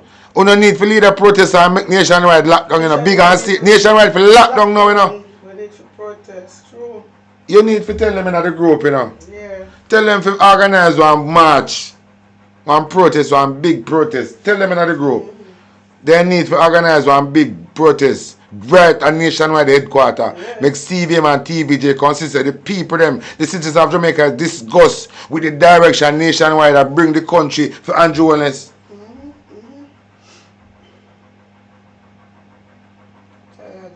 Can I believe say one illegal man a running a fuck up the country? Andrew is an illegal prime minister, no, brother. Me see look up blood clot, dirty dry head, Dora. Not too long in a parliament to talk about the people them chose the government and the church. Dora, me know say People they never chose no. something wrong with you, you know. For a long time. For a long time in about, and every time you have to embarrass yourself with your madness. Sometimes you have to know when to calm it down because when me hear shots since you're a stone mad man. And you see thing about it, and the Jamaican people outside the parliament you talk to, you used to talk to these people that sit alongside of you. Because nobody now listen to you, Dora. Dora, I tell you this from last month or a couple months back. You and Andrew Holness, Juliet Holness, Babsy Grange and all of these. Only if you go in a public area when people piss and shitting on their mouth. Only if you use as public toilet, people be shit and pissing on their mouth. Uno for put in a public ear of a people piss and shit in their mouth.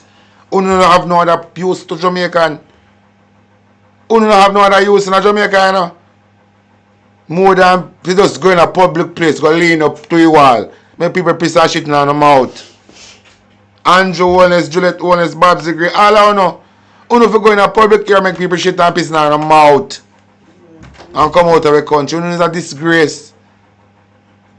One day, if you hear me as member, you know, Andrew, when they say your birth, and your birth, when you say and your birth, your birth, when you be a Jamaican.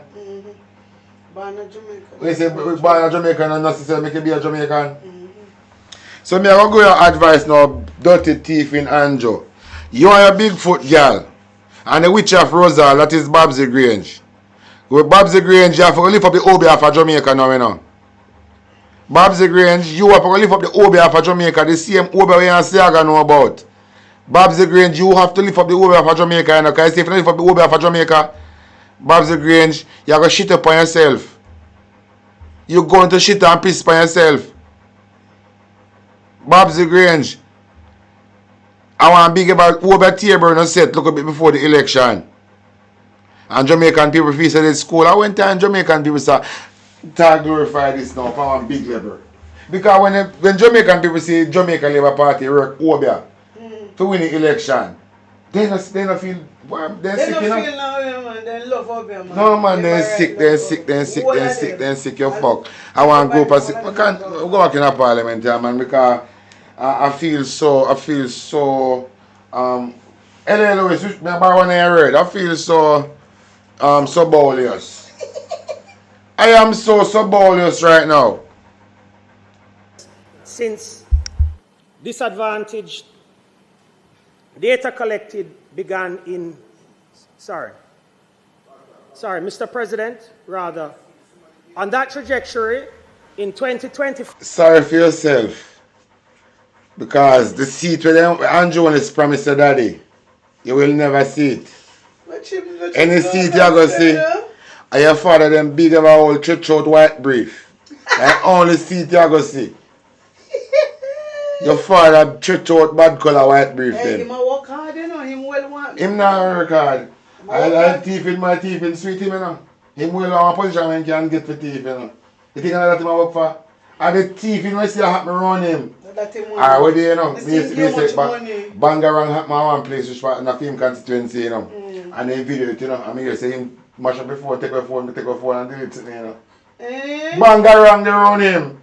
And me say take a phone for the people them and delete video. Yes, the boy. The people them around him with him. And them have video to put out it. And he get to take a phone and delete it. Yes, we would have listen. Me hear how I did not talk about it. One of them on TikTok.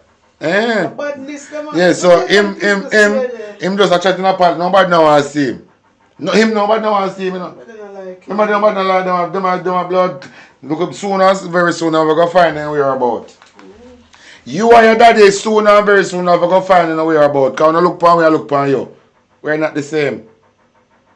Soon and very soon, we're not going to take the wings of morning and blood clot lift up. Because we're not contaminating, we're not continue with this contaminator and the blood type. We're not mix up the blood type anymore. So what's special about our blood type? So that's your sister got breed for one serial killer. Why you never keep it in the what you call it now, in the culture? Why your sister stray from the culture? I'm gonna look at black jeans. Oh, because without the black jeans you can't survive. Oh. So no name for these people in Jamaica, them are ticks. Pan cowback. But the thing about ticks, after they suck the blood and the belly full, then done with. You know the ticks? When the ticks come on the cowback and they start drinking, you know. When they see him get big and fat in animal life again, you know. 2027, Mark Golan, prepare yourself for swearing. Get out the teeth in government. A lot of people in the diaspora want to come back to Jamaica and then will never come back in Angeles government, Mark Golan. And I know you know that. I know you know that. So many diaspora I talk to. We really want to retire and come back. Because enough of them have say time for come back and go live in the countryside. Them are worry about security and them are worry about the healthcare system and the corruption within the government. Security, healthcare system and the corruption in the government. Everybody want to buck up in a and a reason about going back to Jamaica. Healthcare, security and the corruption in the government. The diaspora them have so much to offer to Jamaica. But Andrew and them now want it like that. Because they want to sell it out to some different people to make the original Jamaican them are the minority in the island. And they more populated with different type of people. Because the citizenship where Labour them are selling now, you know, it is very dangerous, you know. This citizenship, remember, you know, after a Chinaman build up a garage, you know, at the end time they give me citizenship, you know. When the Chinaman done building garage and car line up, and the PNP make a look at talk about it, at the end time the Colonel Charles come out and say them all give them citizenship. So that is an eye opener for showing us that these people sell citizenship. And the thing about it, we have a prime minister we can't certify we're in a court for corruption. That is why I tell you, say, me more than mind, me when me rise up a morning, me say every single labor right in Jamaica dead. Just drop down and dead. Jesus. And the back home man, them have to start dig out some big hole and bury them in a, like the cholera victim. Because remember, you know, we have to get out the bad weed out of the land, you know. When the bad weed in the land, normally you go down by your knee with a little grass knife and take time to take out the bad weed them out of the land. So me more than mind when me rising in the morning, me say them say something unusual happening in Jamaica. And I say what? Then say everybody who claim labor right, you know, you say they find them drop down dead. And then the news them want to rise on here, you know. Then if me rise on here, say every labor right just drop down and dead mysteriously. The problem not done? We don't have no more problem, you know. Yeah, we don't have I'd celebrate. I would have celebrate your fuck. At then time, a stone love and base of this me I keep. Maybe we have to keep 1 month at party, 1 month at reggae month. I just reggae month I make everybody just free if you just keep them party for 1 month straight. I would just make it be an annual thing every year. And this time, near reggae month, 1 month straight, a party, police have to just out at these events, seeing like how they got Soundfest and Rebels all out, they have to go all of these events because we have police all over. If I have 2 police at every event. That didn't work. That will pay them for do to keep us safe. So police presented us the peace daily and for 1 month in here reggae month. So everybody can benefit from reggae music, dancehall and reggae in an individual way. So you have people that keep stage show, you have people that keep round robbing, people that keep shop opening, people that keep drink out, people that keep bingo party. You know them vibe there. So for the whole month, everything we have to do with music, it is allowed to happen. Street dance come back. You know them way there? For 1 month. And it's going to be an annual thing. Every month, for 1 month. You know how much blood clot money that come in our country? For that month there? You know, when all these event video televised and start project to the world and they see the blood clot vibe. Every hotel book out when they come every month, you know. You think nothing else in Jamaica that draw people so like that. When you reggae month, it is allowed to keep street dance. It is allowed only for reggae month. You understand? We are talking about the place so that nice, you fuck. The place so that nice.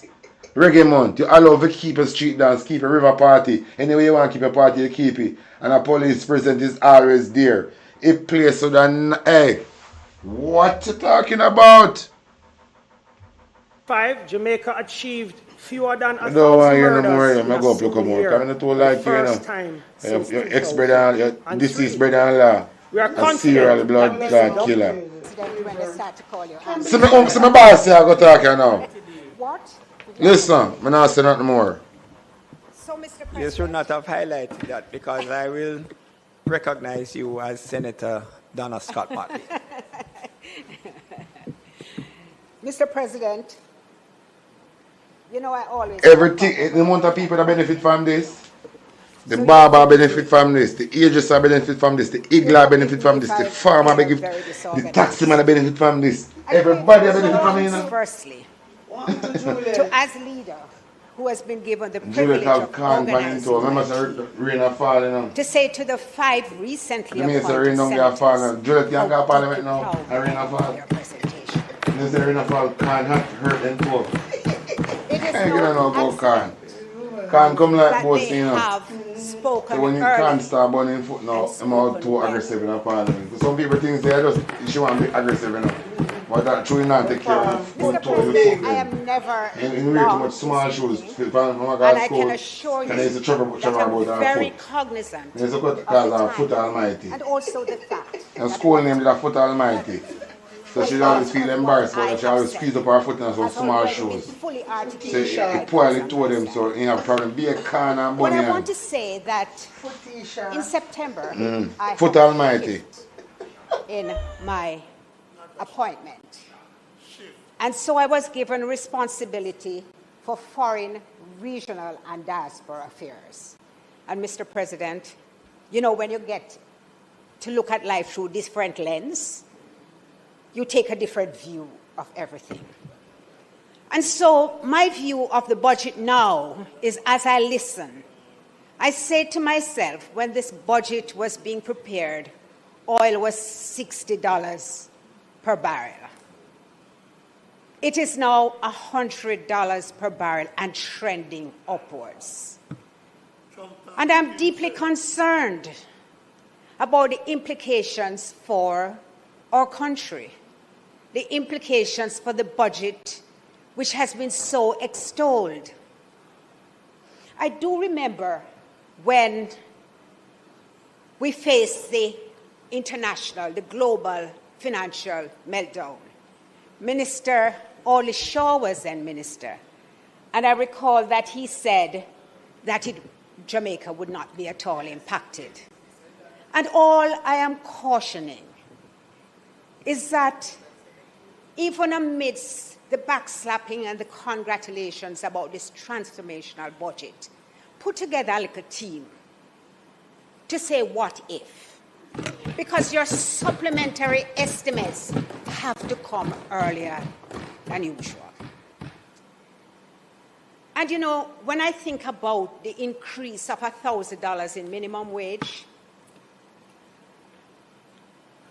Senator Duncan, before it lands in their pockets, it's already eroded. Over the last 4 weeks, we have had increases every single week of $4.50 per liter on gas. And gas, you know, I drink a lot of water, you know, so I don't like them water joke there. I just want some of the $20 one to be sent to me. Senator Morgan is going to send me, oh, true, you always give me. But I want some. I feel thirsty to, you know, auntie, but I want some of the $20 one sent to me too. I swear. Senator Morgan to send me some of the $20 one. But the whole fact of the matter is that once gas is increased, everything is impacted. So the poor mother who is sending her child to school now has to consider how much more she's going to have to put on the lunch money. And the farmer has to think about his inputs. So the plummy tomatoes that we're getting now for $100 per pound, down from about $400, is going to be increased. When you get in your car, Senator Tomlinson,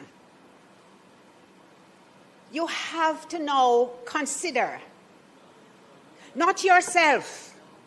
No, indeed, some of us have more than others. But how will your patients reach you? What is it that they have No, I'm sorry, Thompson. How will your patients reach you? What will they have to endure? And the MSME programs, which we have been speaking about, and I'm grateful to those who have touched on it because that was an area of deep concern for me. They too will now face inflated costs because our electricity, the cost of our electricity, is one of the highest ever. And we have already been served notice by JPS that we are going to face an increase. These are perilous times. I pray every night. And I'm a praying woman. I pray every night that good judgment and sound reason will prevail and that this war will come to an end. Mr. President, I want to say a word about the NHT. There are those on my side who are deeply steeped in finance who can't understand when I get outraged and say, but the Prime Minister says National Housing Trust is a financial institution. And they kind of look at me like, duh. Well, it is. In fact, if it were being ranked with other tiers, it would be about the third largest financial institution. Its assets are stronger than the whole entire building society sector. It is a formidable institution. So why do I get upset that it's called a financial institution? In May 2022, that is how the Prime Minister described it. He says that there are some people who really want to think it is a charitable institution and want it to be dedicated to social housing. And when I recall that Michael Manley was impelled to do this because he said housing is not supposed to be a privilege for the few, but a right which everybody should enjoy. Then I say, if you're going to see through the lens of a financial institution, how are you going to meet that mandate? And you know what, Senator Morgan? So the whole system was changed, and now it's funded through the banks. I'm going to tell you about what happened to a client of mine. And she was really lucky that I was a lawyer. And she wasn't my client. I was a client for the vendor. And it's Maypen and Clarendon, so you kind of know everybody. And, you know, you understand there are relationships. So when she went to purchase a house, she was unemployed. And NHT was going to give her the loan. By the time she went back for the second interview, she was employed. So NHT sent her to the bank. The bank said, no, you can't qualify for this loan. So they sent her back to NHT. NHT sent her back to the bank. And in between, she had to pay for another valuation. You know how much valuation reports cost? And the agony, the perhaps unintended consequences which she had to endure were such she almost lost a house and lost all the valuation costs, the surveyor's identification report, agreement for sale costs, and so on. So you have to think things through when you are implementing a system.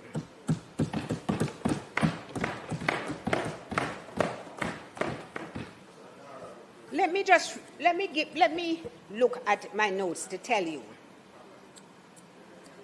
that in the past there was actually the Observer, let me be clear, not the Gleaner, the Observer did an analysis of the NHT and found that in the past there would actually be an outspend on housing. Since 2023-24, contributions reached a record 56.6 billion, while housing expenditure fell to 30.2 billion, widening the gap between collections and housing deployments to its widest margin in more than a decade. I implore you, to come up with creative ways in which you can deliver affordable housing. The Prime Minister listed a litany of woes, including, to my shock and amazement, one which spoke about the delay in approvals. And I remember when it was former Prime Minister Bruce Golding who had promised 90 days for approvals, and it still has not been done. When you talk about promises made and promises kept, let me tell you about one. I am standing in a Parliament on Duke Street named Gordon House. It was promised that the new parliamentary building would have been started in 2020, 2021. And I'm still standing here. And I know that I'm going to hear a litany of excuses, but you will forgive me if when I look at the lens of this budget, which you say is so transformational, which outlines a vision, that I lack trust. And a budget should create credibility and trust. But just that one example of where we are right here debating should make you pause and think. And finally,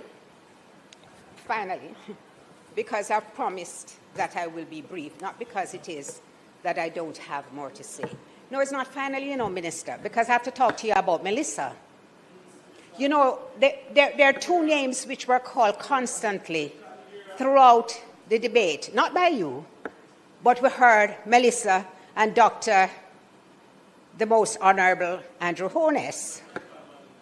But Melissa, the recovery from Melissa, from your own ministry, there are still persons living in schools as shelters. And I can tell you, I was not pleased when Dr. Troop explained that there were family members, they were related to teachers, there were relatives of this body or that body, and that everybody knew the persons very closely. In fact, that made me more dismayed, because I couldn't understand why Sister people Dora, allowing this. look on her. Honestly, she shake her head. I agree with Senator, what's your name again? Motley. She agrees, say people still asleep in a school, in a shelter, Yeah, they don't care. The dirty shit still agree. Say people still to the day are sleep in a shelter school with new tax. But no, they not care. Nobody not do nothing. Nobody not stand up for themselves. Nobody not stand up for the people Then of I asked Jamaica. myself, was this the same school that they were given December 31st to move with no arrangements made? And now we are in March, and they are still in shelters. They are actually, according to the statistics which were delivered by the ministry, Senator Fiscal, by the ministry, there are 93 persons who are still in shelters. And the greatest amount was at Petersfield. I urge you, Minister, I implore you, I beseech you to give your attention to this. Children need a space in which they can learn. And it struck me that it was the police who raised the numbers about children who could not be located in St. Elizabeth. You see, they understand the connection between children not attending school and an increase in crime. They were actually wondering what had happened to these children, and no doubt wondering if they would end up in their custody.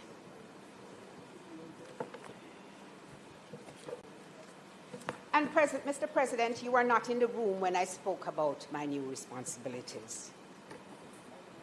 So you will understand why I cannot overlook the issue of Cuba and the medical mission. I have heard the sneers about Cuba. I have heard the condemnation of socialism. But Cuba has never bombed anywhere. Cuba has never attempted to wage war. Cubans have been coming here for over 5 decades, and they have never attempted to impose their ideological beliefs on us. They have never attempted to impose, and be clear, Minister Hill, listen to me carefully, because I know about words, and when I use them, I understand what I'm saying. They have never imposed their ideological beliefs on us. Never. But here is a country that is being deprecated, a country where the government has supported a resolution to end the embargo. That's the irony. That's why I can't trust you all. Because every day you speak to all the things you do, and then in the next breath, you do something that completely contradicts it. It was in the House last year when Member Warmington chided Minister Terry Long for attempting to do that resolution in Spanish. Because the government was proudly, as they always do, calling for an end to the embargo. Yes, always, consistently. The Prime Minister mentioned it in his own budget debate. But this is a country, Cuba, where they have 99% literacy, where they have one of the best research programs, where they were able to develop COVID vaccine in the early years, and where all that they have done is try to help other countries through their medical missions. Now, the problem, as I see it, with the medical missions is that because the intention is to ensure the demise of the Cuban regime, the Cuban administration, this is hurting them politically, economically.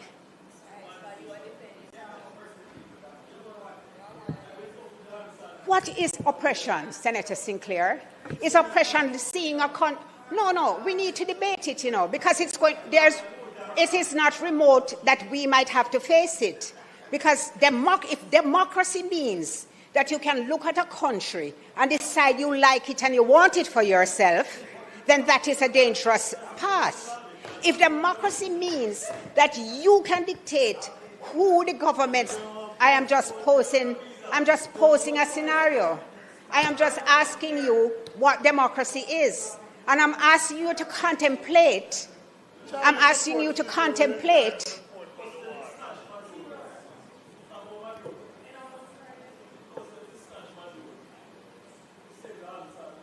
So, it's a year ago, exactly 1 year ago, March 27th, Marco Rubio visited Jamaica, exactly 1 year ago. On that occasion, the Prime Minister said that the Cuban program was in conformity with our labor laws.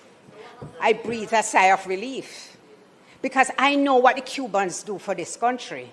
I know that they serve in remote communities. I know that they do, even in the last week that they were here, because they were scheduled to leave on March 20, they extended their time and they did 20 eye surgeries per day. Now, in addition to doing all these eye surgeries, they provide critical cancer care. They also have a technical team that fixes their equipment, so there's never any downtime. And I will say that the Prime Minister said of the People's National Party, what would you do? I would ask of the Prime Minister, when you were negotiating this, when you were discussing it, did you negotiate a replacement for the Cubans who were going to leave? Did you decide that you were going to fill the vacuum?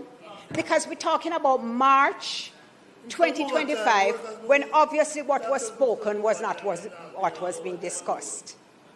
And so, if you don't negotiate a relief, if you're not getting something in return for giving up something, then I think you are a very poor negotiator. And I call you properly now, Senator Thompson. I do apologize. So I call him Tomlinson. So people are going to die. Because when this is what medical doctors have said. I have no understanding of it. When you're screened with and diagnosed with an illness, but you can't get a date for life-saving surgery, the doctors themselves say this creates additional stress, which can be very dangerous for the patient. Well, you can't debate with me that people are going to go blind. Surely there's no room for that. So we are left with gaps in our healthcare system, ballooning costs in our healthcare system as we try to recruit from overseas, because we did not have courage. No courage. You know, I promise I'm not being short as I had promised. I remember, and I'm not going to tell you the whole of it, but I remember when Winston Churchill made a poem famous. It was actually a poem written by Claude McKay. And it came to my mind many times. You know, when the Prime Minister spoke at the heads of government, I actually commended him on how he approached it. Let me be clear. I thought he had a difficult task. I thought he navigated it well. I thought, no, I did it in an interview. Come, Senator Morgan, you know me well.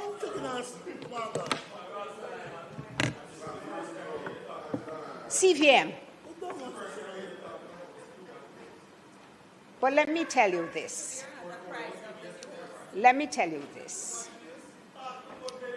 If you will just give me... I want to start about and commend the Prime Minister. You can't commend the Prime Minister and the Prime Minister not certify. Exactly. You cannot commend an illegal Prime Minister. A Prime Minister we can't certify. Auntie, this is the thing I'm not like with PNP. We don't play too much nice guy around here. I don't like that. This look a nice guy thing when I pray and this one have gone like when I have too much blood clot intake. It not gonna work. It not gonna work when I play too much nice guy around here. Remember Jamaican people now look for no playing a nice guy around here now. You know say what kind of people Jamaican people love? One dog shit like Andrew. Andrew is not a nice guy. You think you can play nice around here and get back Jamaica? Me not say nothing do nothing illegal, you know. But you know can't play nice. What you comment the Prime Minister about? Stop doing that. No comment. You know, if you can see it and sit in your mind and say, all right, you're angry it well, and keep it to yourself. We don't need to hear your thoughts on that. That is not what we're paying up for going to Parliament and go talk about to comment in Prime Minister and joke on nothing. We pay them for go You for oppose, not for go comment Prime Minister. This is what I don't like with Uno. The Labour right then use it and say, see? This is what I don't like with Uno. No stop going about no comment them about nothing at all. He's an illegal, uncertified Prime Minister.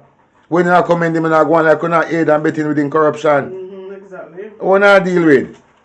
Remember, when you go to Parliament, by you go represent yourself, you know. You go in there to Parliament on behalf of us. And Jonas is our enemy. So he should also be for an enemy too.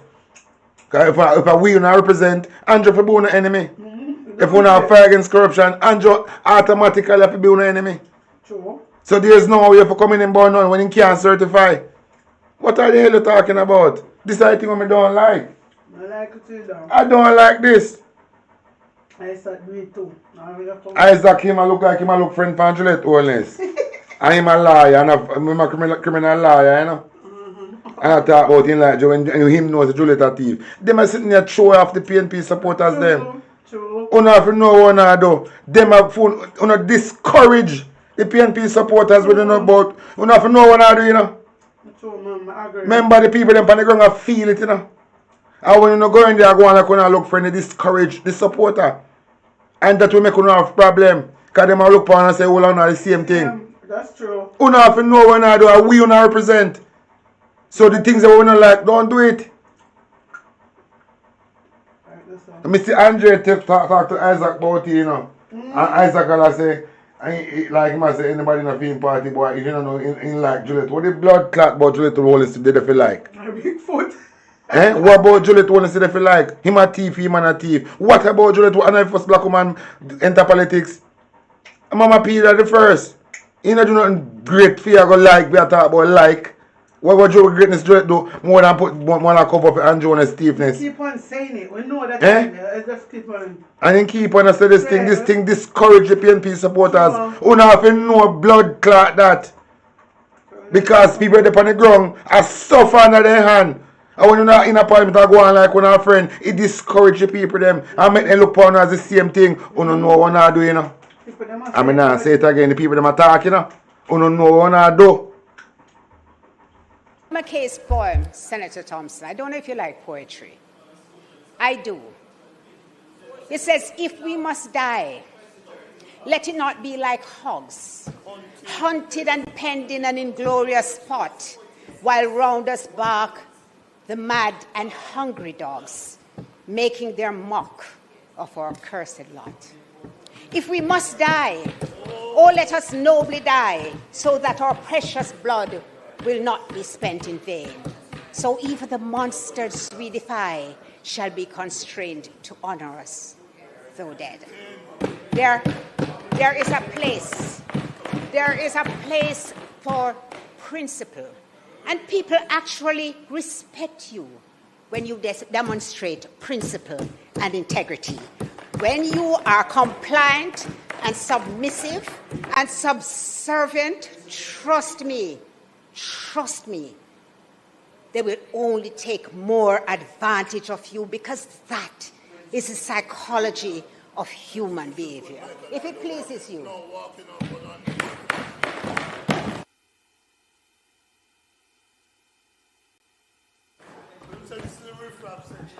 Thank you.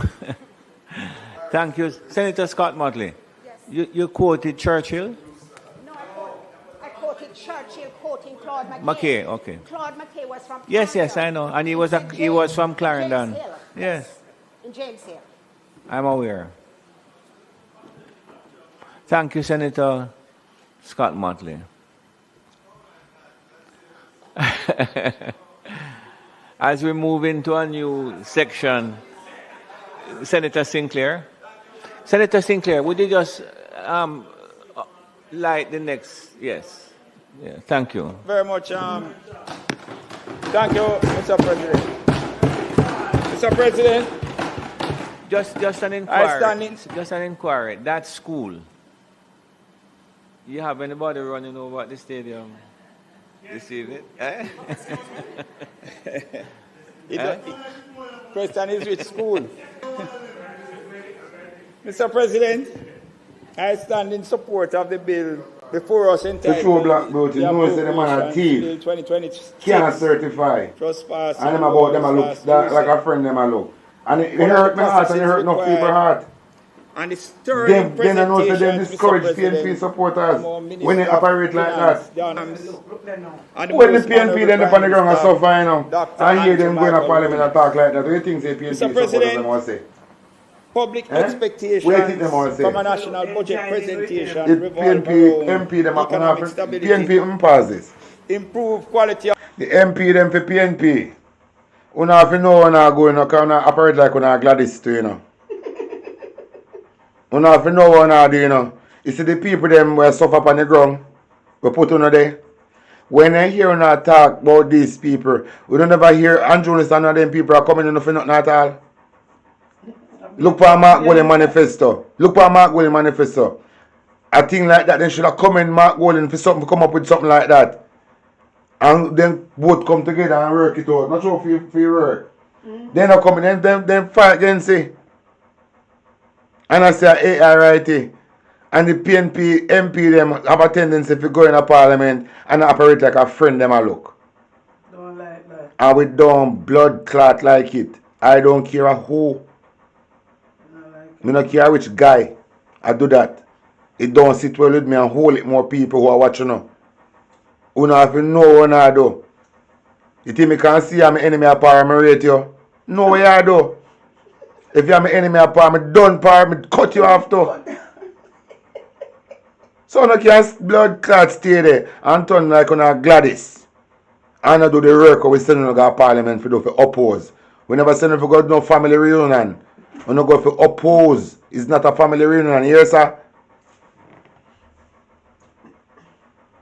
Of life, fiscal accountability.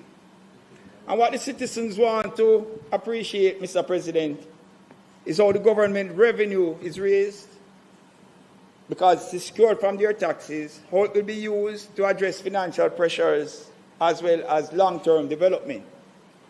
And the budget presentation of this administration, Mr. President, meets the criteria in every respect. Mr. President, the bill was passed in the other place in this context, where Jamaica experienced good things happening by virtue of the actions and decisions made by an administration that appreciates the benefits of fiscal responsibility. Arising from this administration's stewardship of the affairs of Jamaica, we were able to experience a stable rate of exchange, Mr. President, and contrary to what was said by my colleague across the floor, young Senator Tomlinson, where we sought to look through a particular lens, there are independent bodies outside of the jurisdiction of Jamaica that has given us high ratings, and I refer to Standard & Poor, Moody's, and Fitch. So we don't have to pay attention to what is said by those who look through a certain lens. Let us look on what international rating organizations speak about Jamaica. And they do give us high ratings, even on the passage of Melissa, Mr. President. Mr. President, we have experienced the lowest unemployment figures, 3.3%, lowest debt to GDP levels, and over the past 9 years, no new taxes. Significant by this administration. Anybody international outside of Jamaica are giving any good ratings because they're corrupted and have an ulterior motive for the island. And because they insist on the right candidate for work through them corruption. So hey, remember, you know, the World Bank woman come out and say, you know, the way her and Jonas deal with the Melissa recover are the best in the world. You know. Best, yeah, the World Bank, you know, the Jamaica for cut tie with all tie with the World Bank. We don't need nothing. We go farm the blood clot and we go name potato and yam, you know.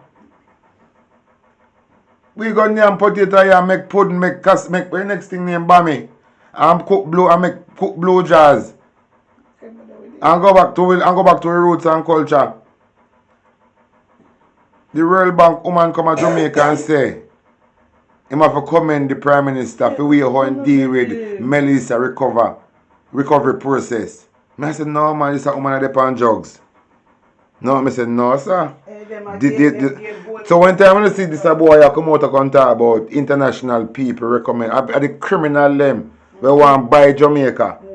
And through them find one corrupted gang where they can manipulate with money to sell them Jamaica. Which somebody in their right mind would have come in the Jamaica Labour Party government, this present government. Who outside in their right mind would have come in and join this government now? He have to be a man with bad intention for the island. He have to be a man with bad intention for the island. Who in their right mind would have come in the government? Andrew Holness led administration. You don't have to be somebody who have a bad intention for the island. Andrew can make one plane load of terrorists coming on the island and sell them citizenship and a style. We don't expect. So we don't know we live amongst child molester, people who do human trafficking. We don't know who we live amongst in Jamaica again, you know. We don't know the background of these people and Jonas them give citizenship to. We don't know if these people are serial killers, serial rapists, are run for their country. If we can't look refugee in our country, we start a new life. And pray upon the look up into them. Jamaica not safe again, the people them not safe. The people them not safe. And I can't believe say with everything we are going, you still have labor right come out and attack for Andrew Honest. That is why I say, man, me rise up a man and you say some mysterious way, they just drop down and dead out of the island. Yes, that's it. Me fi stop say it. Me not stop say it till me hear so then just drop down and dead. And then they don't know some mysterious like they must all BBC, Sky News, CNN, every news media around the world for broadcast it. Says something mysterious happening in Jamaica. The supporters them of the Jamaica Labour Party led by Andrew Horn is just mysterious drop down. Drop down from the workplace, drop down and wake up. Then just drop down and dead. All of them just drop down and dead out of the island. And the problem over. Yeah, man, more than mind me rise. I best news when I hear from my bar and absence. Say, labor right is mysterious drop down and dead out of the island. All labor right for those mysterious drop down and dead out of the island. And then just use the backhoe and dig out some big hole. And just pushing in the head. Yeah. Just push on a blood clot in it and throw dirt and stone on a bumbo clot and plant one cotton tree over on. Suck on the mama and go. This administration has taken the ship of Jamaica through two of the worst natural disasters ever experienced, namely COVID, and that is the worst worldwide pandemic for over a century, and hurricanes Beryl and Melissa. Two back-to-back storms, with the latter being the strongest hurricane ever to impact the region. Mr. President, to be able to produce this appropriations bill 2026 without overburdening Jamaicans with massive and oppressive taxes is testimony to the tremendous effort of the team led by our Prime Minister, the Most Honorable Dr. Andrew Michael Rooney. The many Jamaicans who I have encountered have great appreciation and understanding that the revenue measures at this time, after experiencing so many consecutive years of no new taxes, that the revenue measures were unavoidable. I know in the Republic from where I come, Senator Bernard saw you at the Parliament in Montego Bay on one occasion. But you know that is a diverse crew of persons. Diverse crew. We are in the Republic, and that is our Parliament. Diverse. We have people from the P side, the J side, no side, Mr. President. But you know, when you listen to the average man in our Parliament, Mr. President, the man who we will describe in legal terms as the man on the Clapham omnibus, Mr. President, they have no issue with the budget that has been presented by this administration. Mr. President, the people of Jamaica recognize that but for Hurricane Beryl and Melissa and the impact they had on the forward momentum of this administration, that we would more probably than not, would have been seen another year of no new taxes. But as I said, it was unavoidable.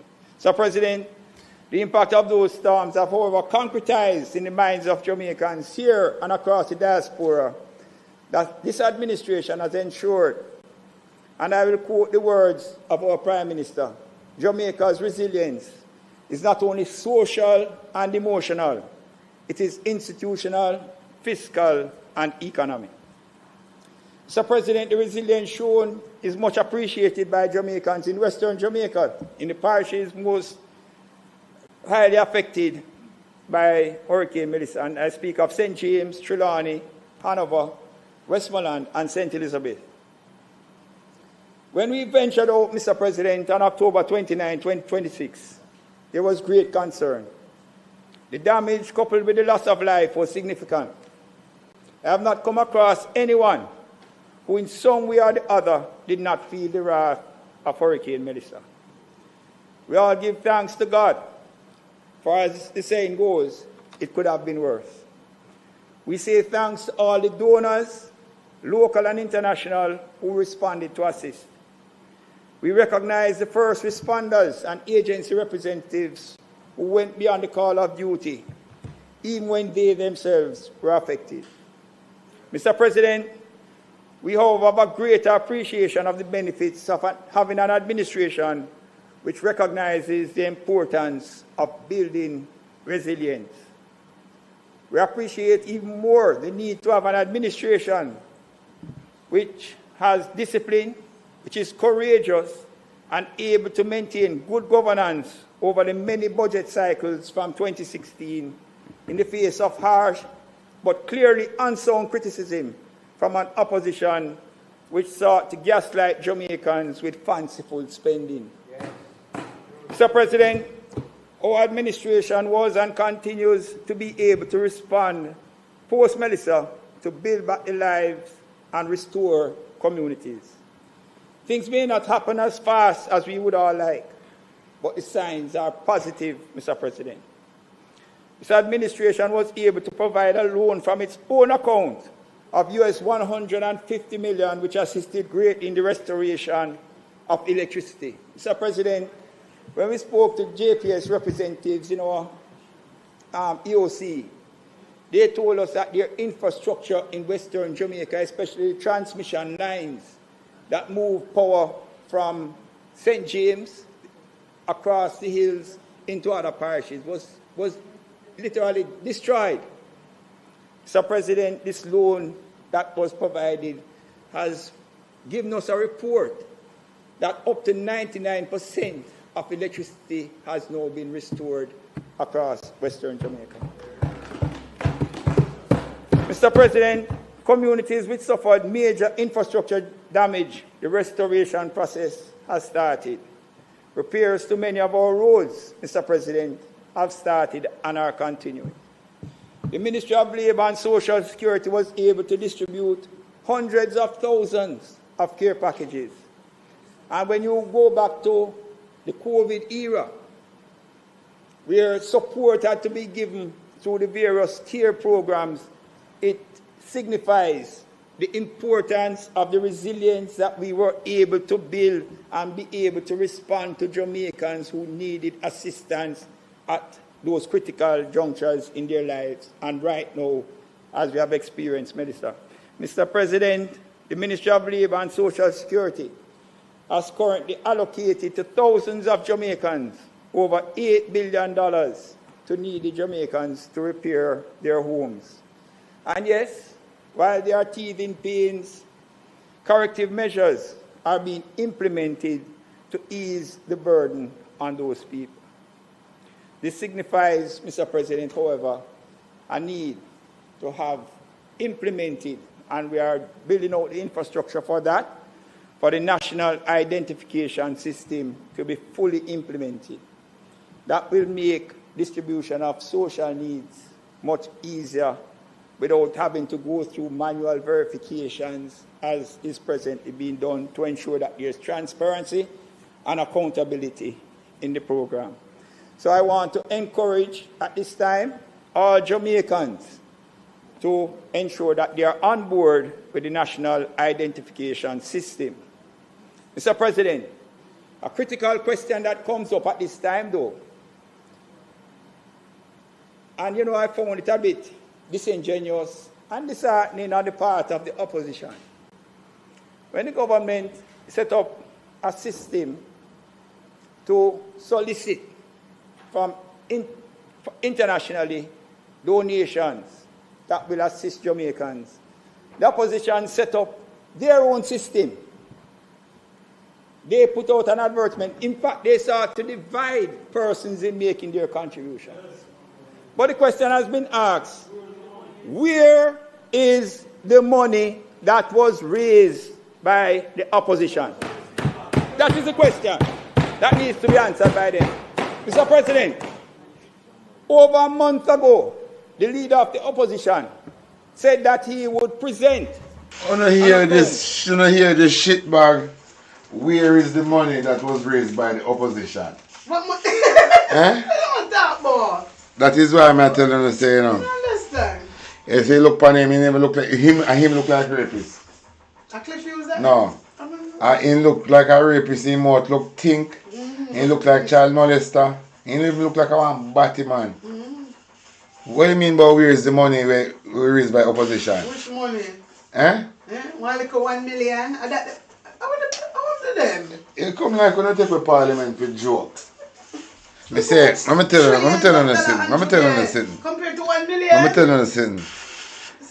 Apart from wake up and hear the labor them drop down and dead some mysterious way. The next thing I pray for are the revolution. When Jamaican people come to their sense and decide say they're ready for beat you know. Me say, and it will happen you know. Because if the prophecy say the youngest prime minister ever go roll on King Street. See?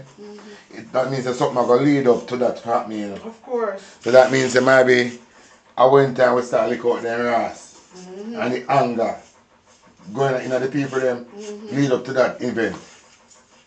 So Mr. Darrell Vaz him want resign before time.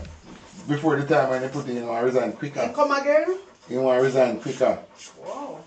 Because he know a prison hide from him. But he must think that when he resign, not going to make him immune from God's prison. He's fucked.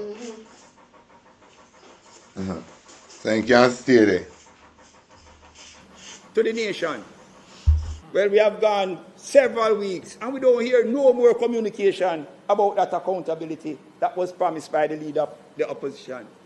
And if they want us to trust them, even as an opposition, then they must do what they have committed to. And that cannot you want a kick in your mouth out of Timberland, but if you want, we don't care about no trust. Eh?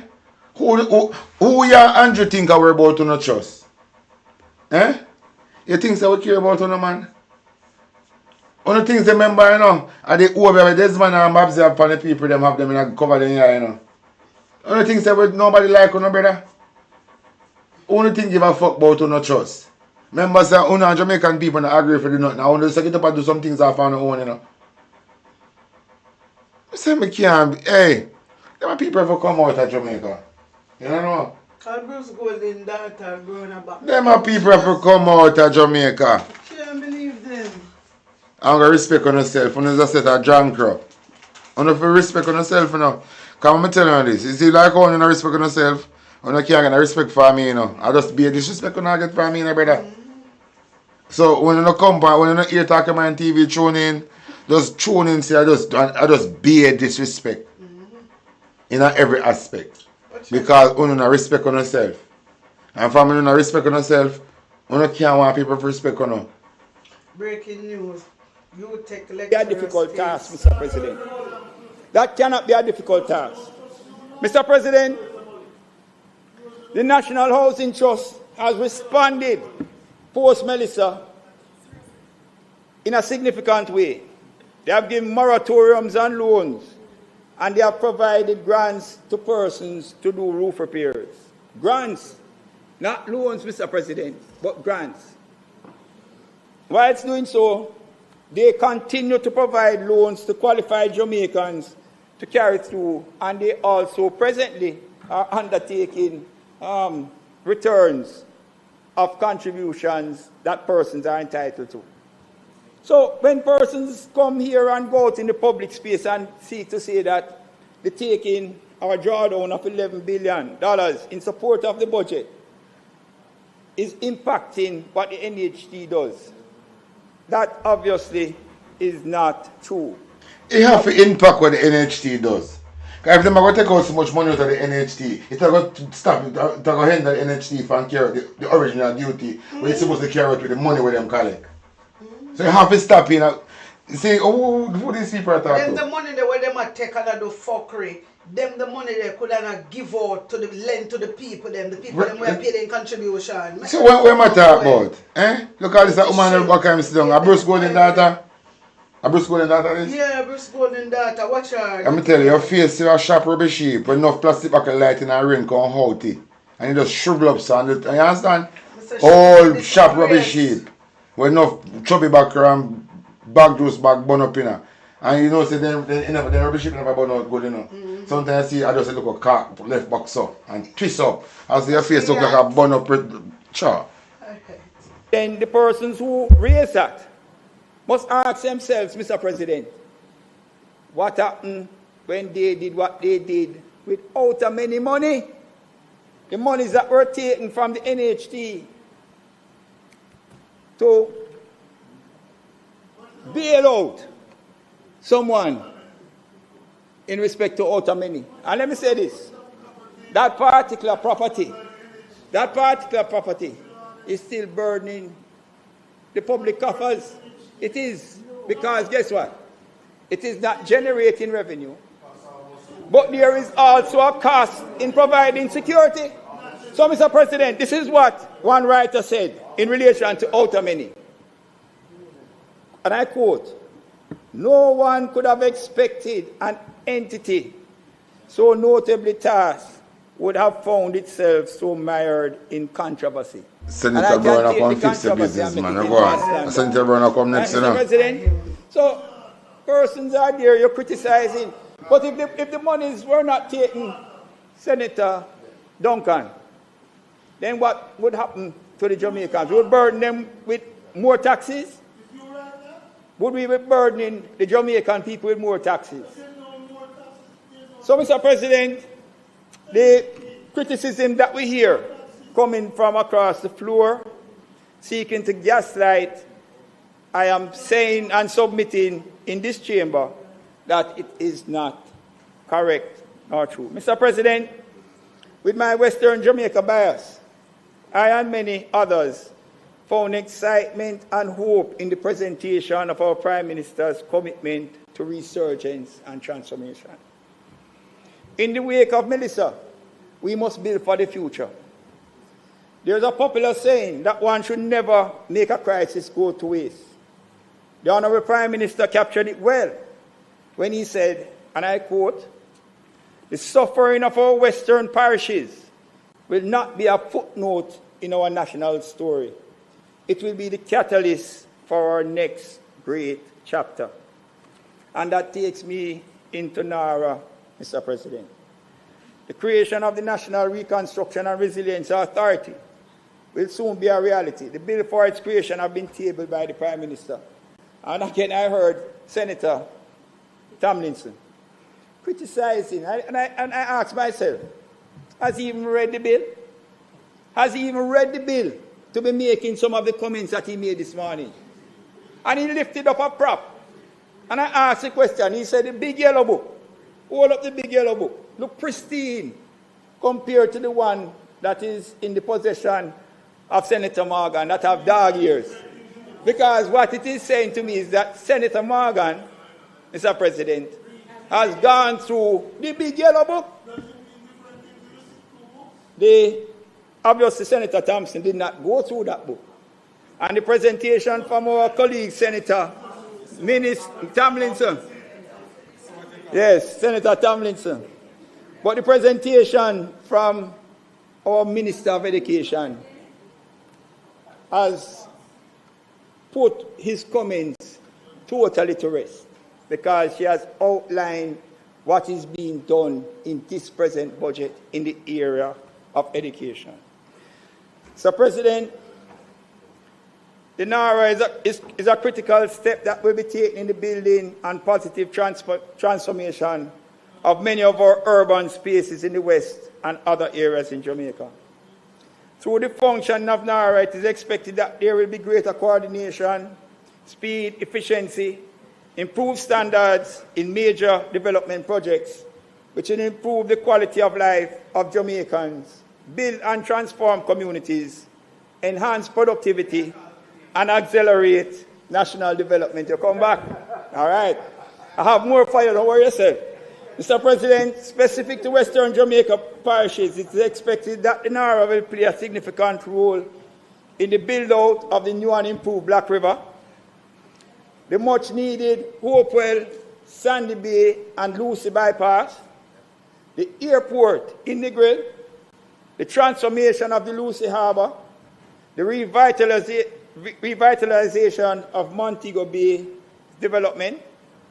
And, Mr. President, in this building and transformation of the space in Western Jamaica, I highlight just those, but there are several others across Jamaica.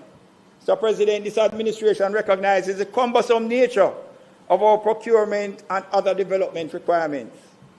We have proven ourselves bold enough to take action where necessary to ease that burden. Our administration knows that development can go a far way in improving Jamaica's competitiveness, increased economic opportunities, resulting in increased and sustained revenues. The opposition, on the other hand, obviously, Mr. President, based on the comments that we have heard this morning, they do not understand that that is a critical part of ensuring we fast-track needy development. Mr. President, I remind the Senate that it was this Andrew Holness administration that passed legislation making the Montego Bay Perimeter Road a national project. And I was in the Senate, Senator Bernard. You knew. But the comments that came from across here, because that legislation sought to ease the procurement process. And you, as a resident in St. James, you have seen the development taking place right before your eyes with a speed in massive infrastructure that is going to impact St. James significantly. And I will get through, don't worry. And other areas in Western Jamaica in a real way. You have seen it. They have started paving the road. We soon get to opening one more highway that will open great opportunities for development. And when it was that things were taking place in Kingston, Mr. President, in respect to Constant Spring Road, if you remember the comments that came from the opposition, and down by Portia Simpson Square, where they were improving Hagley Park Road, I believe it is. Mr. President, the comments that came from the opposition at that time was that they're going to lock down Kingston, don't do it. Ease off of the development process. But this administration was able to do those projects. And look at us now, Mr. President. So, Mr. President, as I said, the legislation that we're bringing in respect to the NARA will ease some of the challenges that we have. Mr. President, opposition Senator again, Cleveland Tomlinson, where it's about timelines, I respond to him in this way. Don't worry yourself, man. And you know, you made some comments about the youth. If you reflect back on the 1970s, you know, when your great conceptualizer said to Jamaicans, take one of the 5 flights a day and leave Jamaica. It sounds like the same commentary he comes in, because what I want to ask... Then the same thing, then that me I tell you now. At the 5 flights a day one and take and left out of a blood clot country, you know. When I feel like at the same 5 flights a day we want to then left out of a bomb clot country.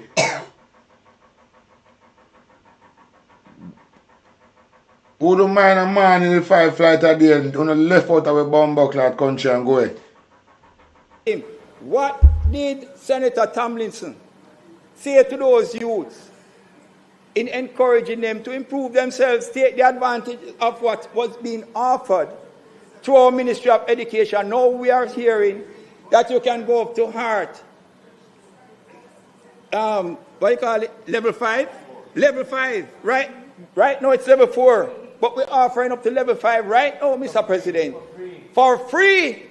So we have a way of upskilling our people. Mr. President, we don't want for them to be taking one of the 5 flights per day to go away.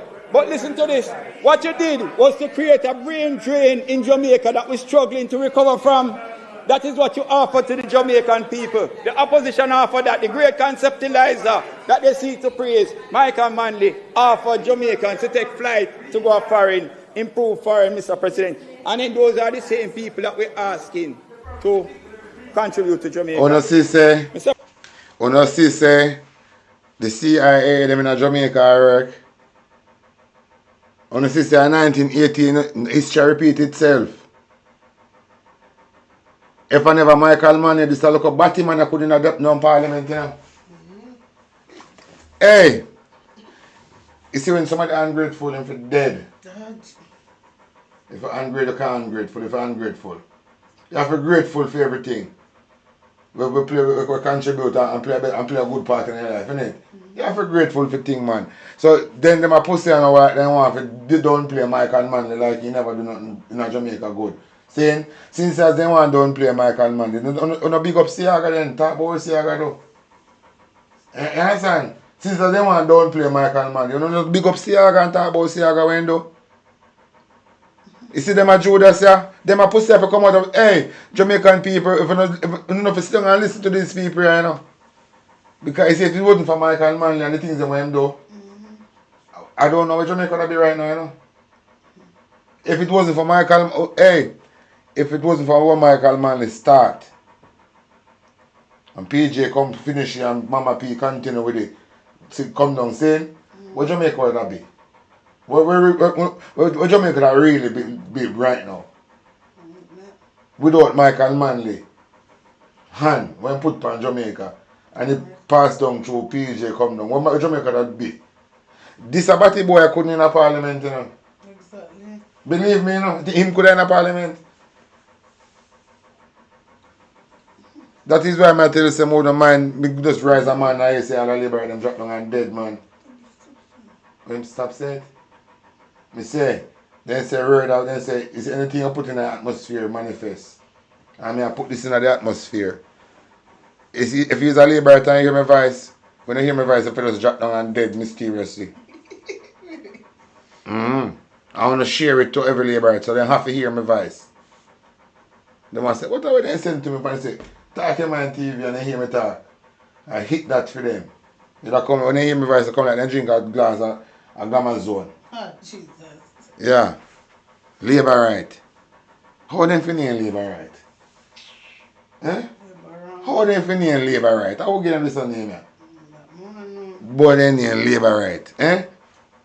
How these people can get such a name, labor right, and they not doing right?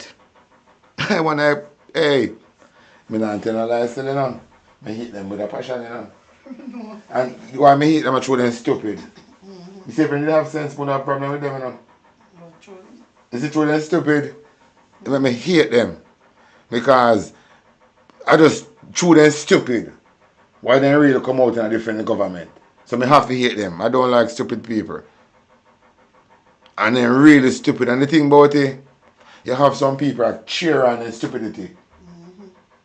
Even Cliff Hughes. Maybe Cliff Hughes don't want to look about the secret bus out. When I have to turn Judas. So no, they blackmail him. Because they now work with them qualifications. Some of them put them bottom of the counter too, you know. Some of them cheat the game, you know. And skip the line. I want to reach on top quick. I want to be the stalk about, so they put them brain on them bottom, same place. President, but in respect to the timeline issue, the bill has been tabled, so that step has been taken. And unless you take the first step, you will never come. I don't know if you know that this a boy a liar, you know. This a boy a liar, you know. Look on him, look at him look like some rapist. Look, just look on him face. He didn't even have a pleasant look. He have a rapist face. Just look on his face for true in a real life. Even though look like I want a rapist. He have a rapist look. This guy have a rapist look. Look on his face. Like who rape look boys and girls. And I look they have. He don't look like a man who rape big woman. He have a they look up the prey and look up the vulnerable. Yeah, give them street and take them. They look like them type of somebody there. And half of them ride and carry them on a back road. I don't talk back road at all, any back road. Just turn off of them in with them. You know the type of man there? Girl take up girl and say, where you going? I'm going to my mama send me to the town. Okay, let me give you a drive. And when the girl say, one stop. And he say, nah man, that drive got on there, sir. And then type of way, he look like them type of man. He look on his face. He look like a rapist.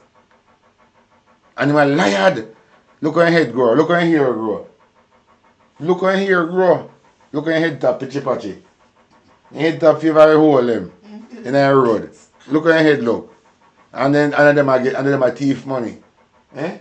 Some couldn't thief so much money and look like this. Eh?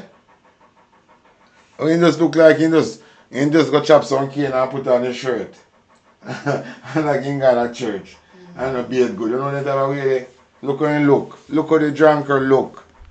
You want to don't play. What would the great Michael Manley do? For you. I see the money there. Eh? Ah, dirty Andrew, you know. If it wasn't for Michael Man, he couldn't have take taxpayer money now. He not sell back just till he fuck. He not sell back just till he fuck.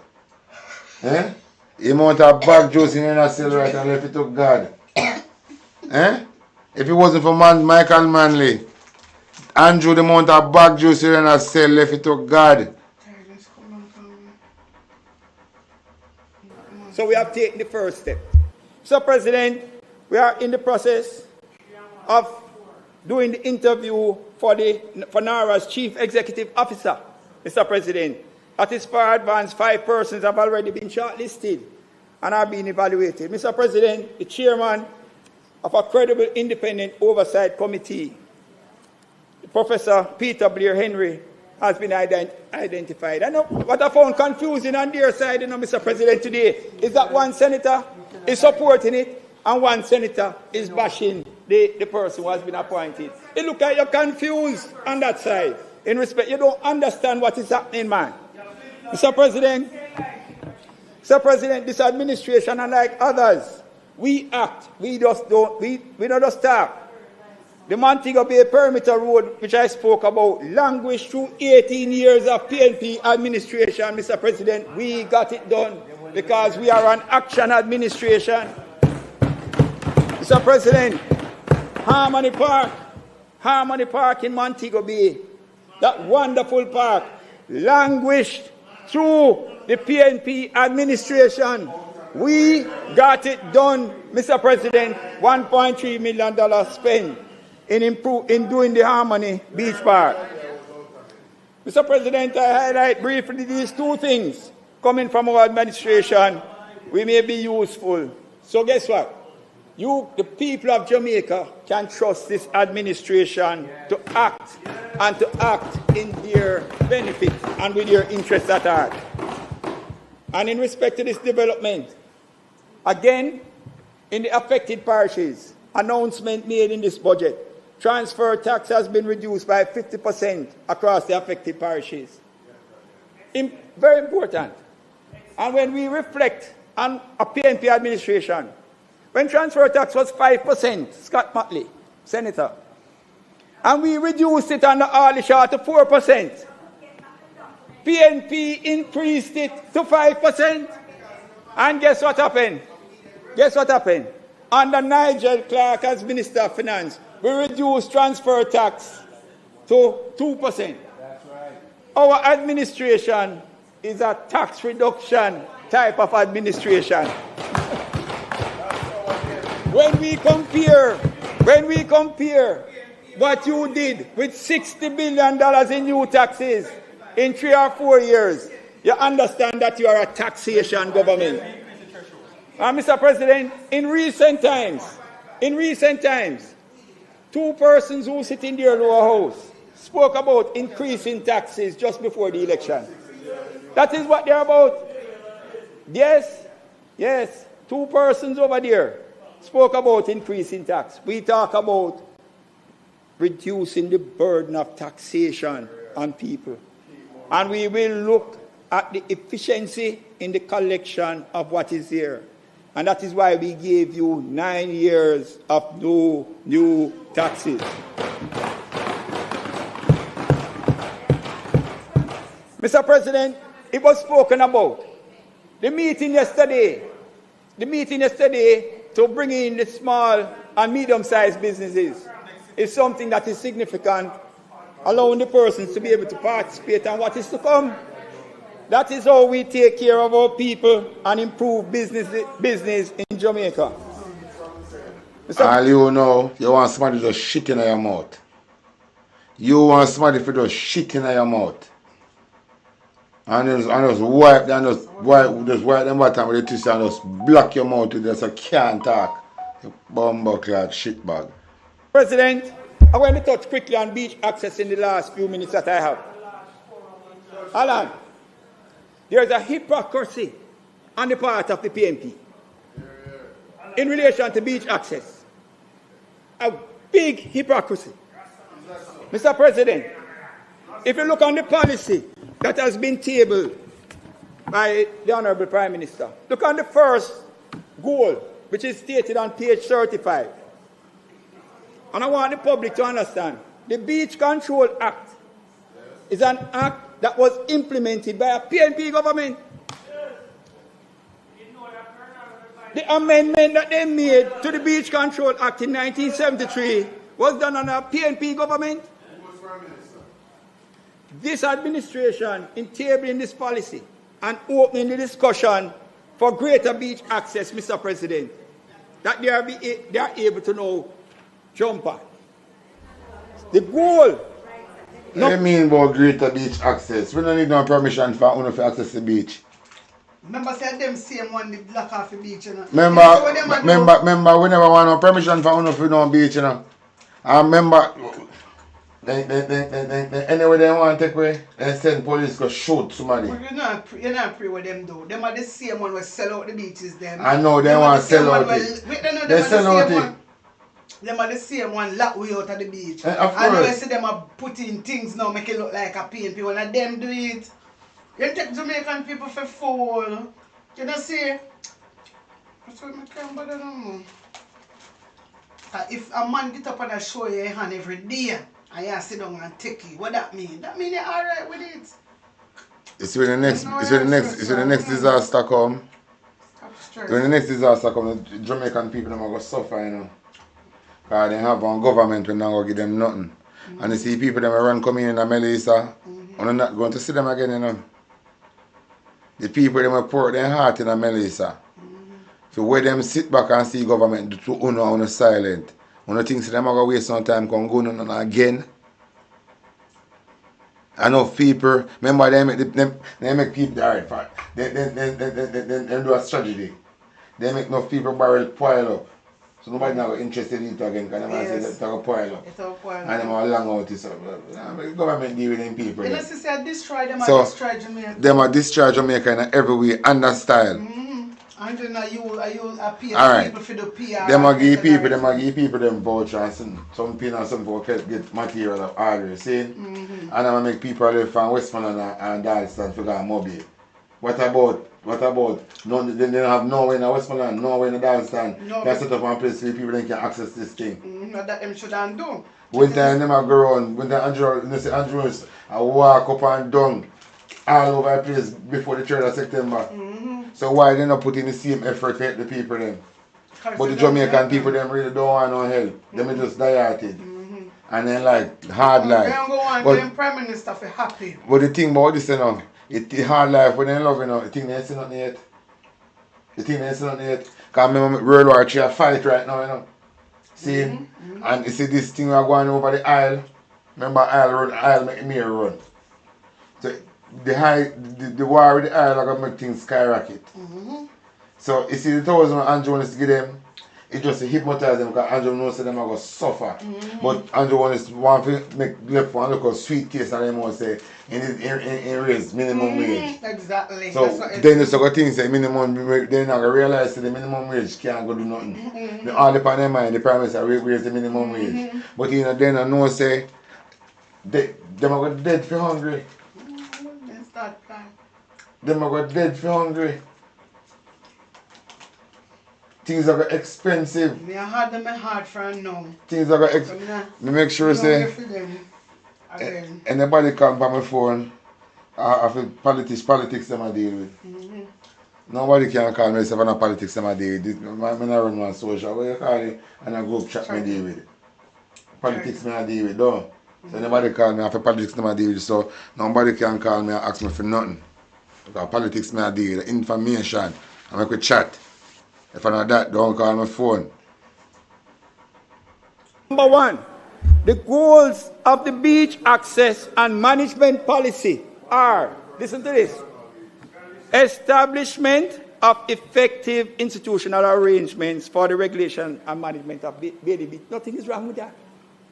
But 2, increase physical access to the use of the foreshore, the floor of the sea, and the water column above it by all stakeholders. Not just a few, all stakeholders. All stakeholders. But here the hypocrisy that I see coming from the PNP. Mr. President, There's an advertisement which is out in the public, where two persons were in their lower house on the opposition bench doing a development. And part of the advertisement in that is that you will have access to a private beach. Not public access, The people who purchase the multi-million-dollar property that they are selling will have access to a private beach. All right?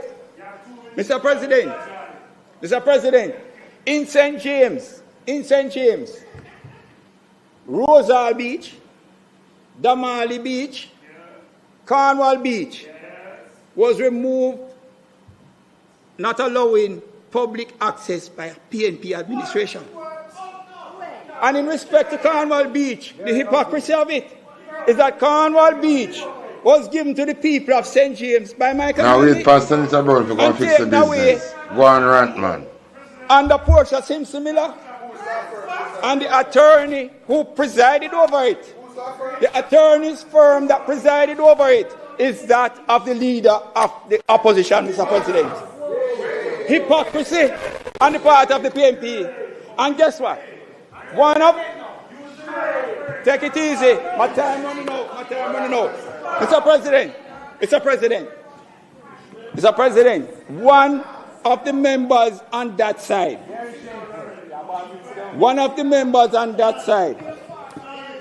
within their family, of which they are gaining a benefit from it, Mr. President, owns a beach property, but the gate to that property is closed. They operate it for commercial purpose, but the gate is closed. There is no public access to the foreshore through their property. If they want to get up and stand up and talk who it is, then they have the opportunity to do so. Mr. President, this party, this administration respects beach access. We will have more discussion on that on another time, Mr. President. I thank you very much. I support the appropriations bill.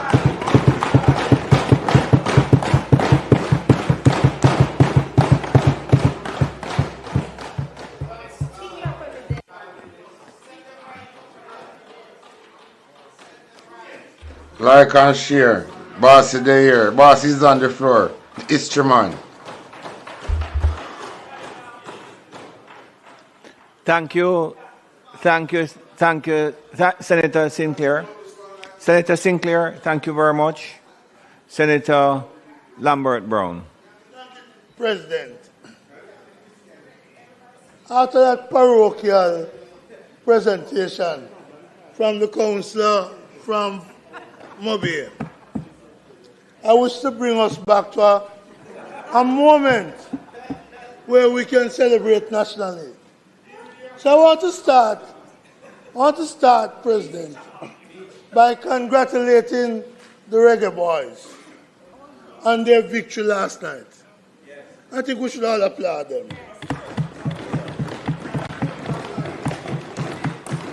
And let's hope that on Tuesday they can win again.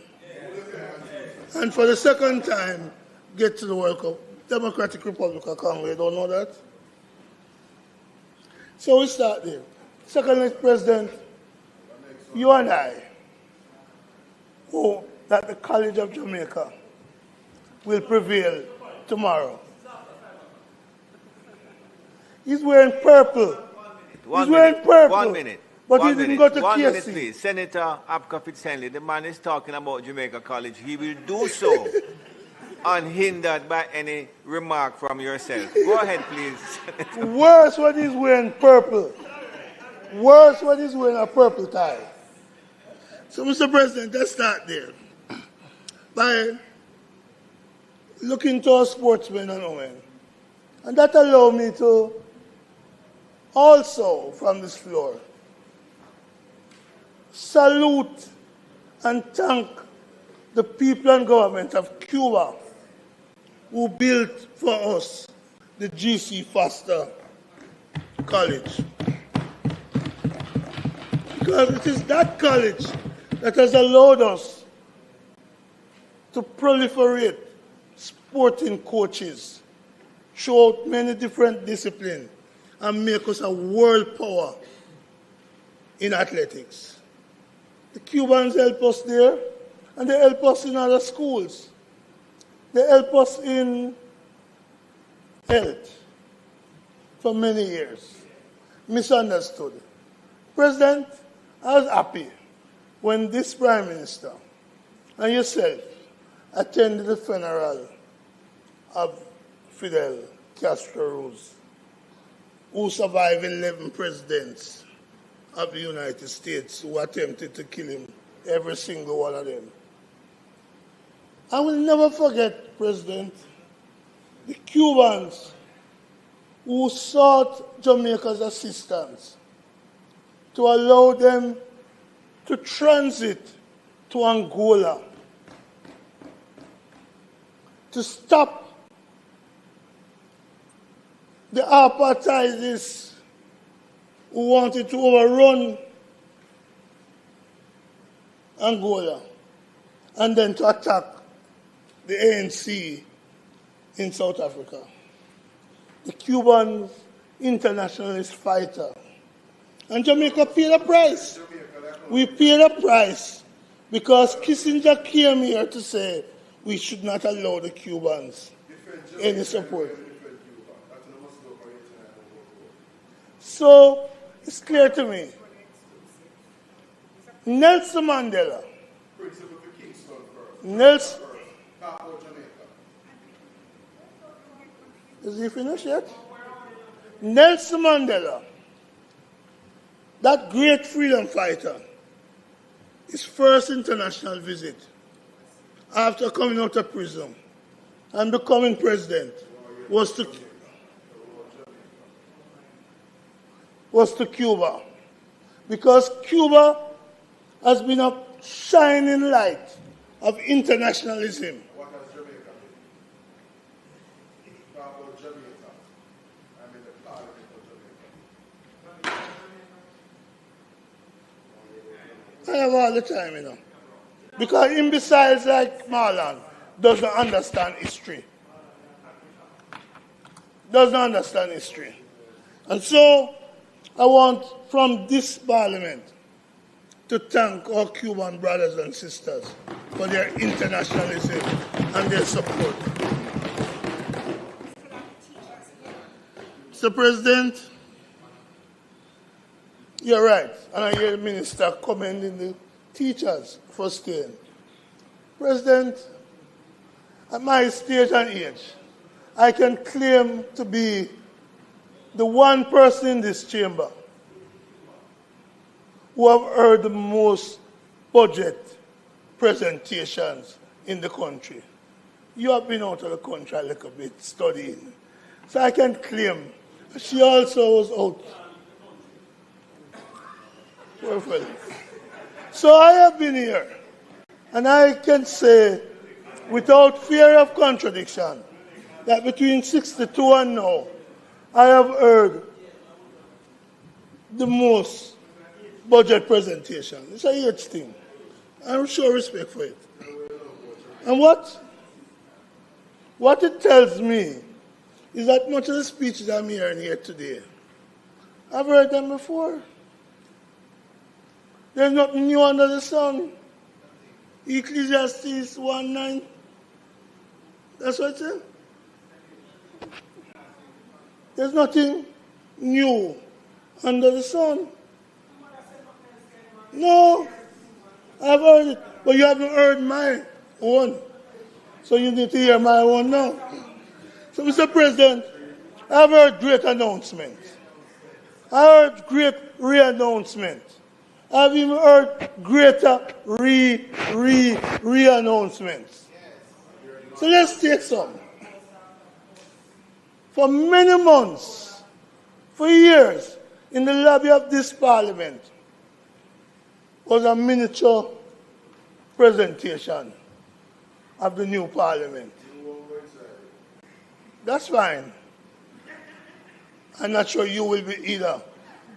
But, President, As I said to the then chairman of the UDC, Senator Ransford Braham, that I don't expect that Parliament, which was announced, for which groundbreaking took place. I think there's groundbreaking. But there's announcement after announcement. And that new Parliament is again being re-announced. So it doesn't scare me about all of these announcements and grand announcements. Mr. President, I've heard and debated in this House needs. And who needs is going to do this and do that. All know I can't find it. But pardon me, Chairman, the toxicity of Marland can only be matched by the comments of Andre Stevens. I leave it to Andre. Yes, I leave it to Andre.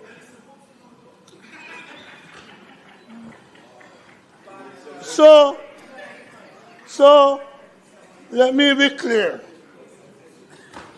These announcements are just that. Most of them will never ever come to fruition under this government. Let's take, for example, this year, 2026. It is the 10th anniversary of some great announcements. And this is what this is 10? This is what Nigel Clark and the Prime Minister did. 5 in 4. 5 in 4. This is the 10th year of the announcement of 5 in 4. And so if it is 10 years, it is 2 times 5. But we don't have a 2% growth in a single year of those 10 years. In fact, as Senator Anderson pointed out, our average growth has been less than 1% per annum. 5 in 4. 10 years. 10 years. 2 times 5. And you can't even grow the economy 2%. So these announcements you're coming with in this budget leave the people of Jamaica with a lot of doubts. They know it's just a scam and a sham announcement. The proof of the pudding is in the doing. Minister of Education has come here, and I heard her praise up the Morant Bay Urban Center. And Minister, the sewer arrangement is not even in place. It's been fixed, but at the time of the announcement and the ribbon cutting, the point I'm making here is that you are good at making these announcements, but dealing with it is a problem. So when I listen to these presentations from the government, I got the impression that the budget was about 2 people. One, Andrew Holness. And if you go to Ansard, the amount of time his name was called. So the budget's about Andrew Holness. Second person is about a girl named Melissa.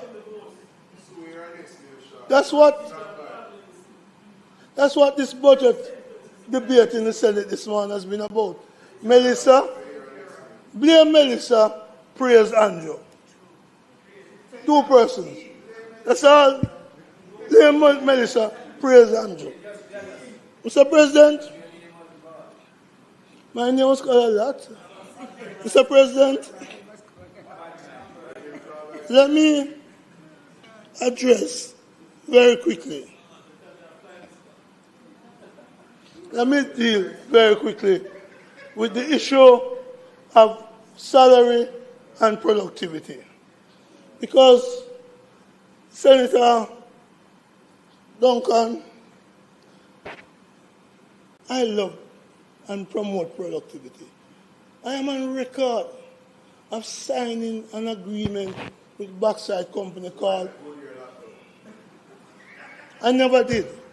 But you don't know nothing about it. I never did. But I'm ignoring you. I signed an agreement called Salary and Wages Improvement, Productivity Earned, SWIPE. That's nice. I am even more ashamed of you for your ignorance. So, President, I stand for productivity. I tell you a story. A couple of years ago, at the Ministry of Finance, and Senator Gale might have been in that meeting, Nigel Clark, the minister, spoke about productivity-related wages, because a long time that discussion has been going on. I said to Nigel, my friend then, and still is, I said, Minister, can you show me one country anywhere in the world where productivity-related pay in the public sector has been operated? So we can look at that model. Oh no, we can't get that. And there's a reason. And there's a reason. Because it is easier to talk about productivity-related pay than to implement it. How do you, Minister, for the student?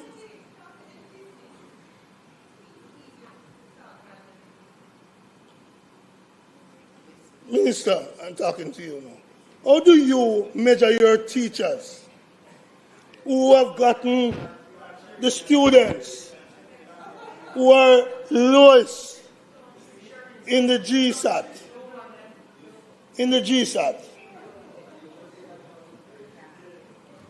as against those who are teaching the high performance from your alma mater?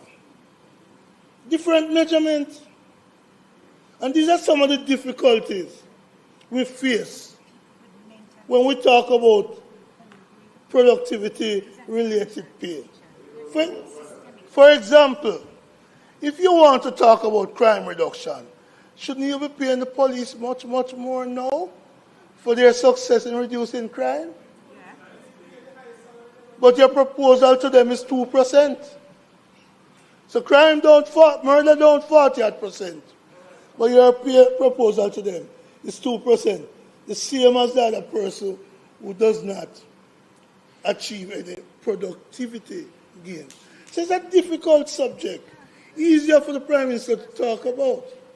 Let's talk a little about productivity, Senator Duncan. Well, you said the drill never exists. It's not a drill, you said. Senator Duncan, take a case of a man named Howard Gow, employed to the Ministry of Health, left the job in 2022.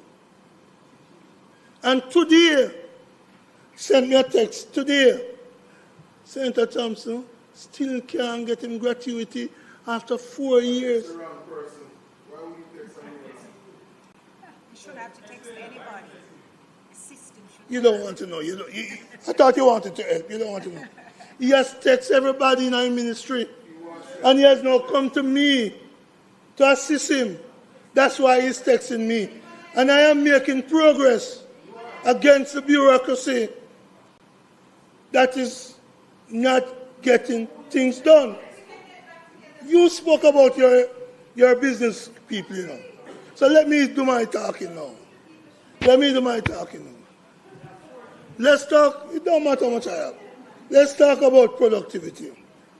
Mr. President, because those who want to preach productivity must set productivity as an example. 12th of September, I signed an agreement, and I think Senator Gale signed it. 12th of September 2024, with the Honorable Nigel Clark. And that agreement says that the unions would, by November of 2024, submit their wage claims and complete negotiation by March 25.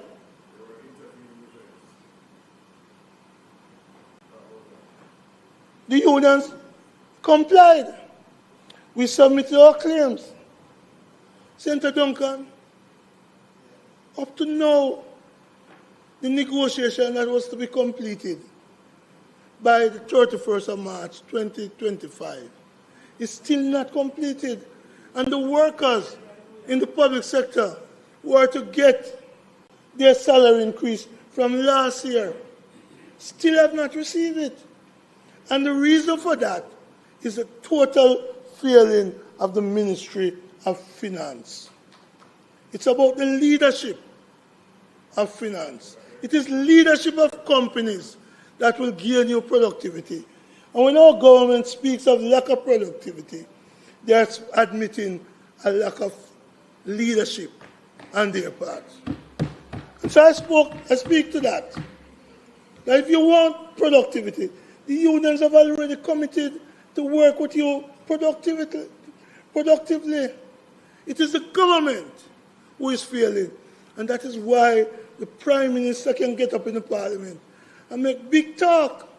And that's why I say talk is talk. Real action comes when leadership set out to do what is necessary. So I want to make it very clear that the public sector workers are deserving of an increase. And I call upon the Minister of Finance to fast-track the negotiation that should have been completed from the first quarter of 2025. Second thing I want to say in respect to that, there are many workers in the public sector who have benefited from the compensation review done in agreement with the unions from 2015 when Peter Phillips signed off for it. But there are workers at the University of the West Indies, and I'm calling on the Ministry of Finance to resolve the compensation issues at the University Hospital for the lecturers, Senator Tim, right down to the janitors. And I want to make one other plea that I hope will get attraction here. And it is this. Apart from the University of the West Indies, all other public sector workers have benefited from the compensation review. Today, Senator Gale said MPs, councillors. But I want today to make a plea on behalf of the 16 non-executive senators. I don't care what is the reason, but I believe, and I'm making a call to the minister, as a trade unionist, as a senator, and this is not a party call, that the non-executive senators are the only ones in the Parliament who have not benefited from the compensation review. And I'm making a call for the letter of September 2023. For the letter, you getting what? 20 how much million is your pay? 20 how much is your pay? So I am saying here that the 16 non-executive senators, some who have left too, that the principle of 2008, which was contained in the letter from the Financial Secretary to the Clerk of Parliament in 2023, should be resent from Finance, so that the senators, the non-executive senators, which would include Marlon Morgan and Akwa Fitzenley when they were not in the executive, to receive an adjustment. And I make that plea, President, knowing that the issue is sensitive. But the reality is, the work of the centers, my friend Senator Sinclair travels from Montego Bay. Senator Bernard travels from Mobile. Yesterday, we're told electricity rate going up. Transportation costs going up. It's only fair that the non-executive senators should have the adjustment which was proposed. Did I hear my friend in the back say she agree? Good. So, President, as I wrap up in the next few minutes, I want to say that the workers in the public sector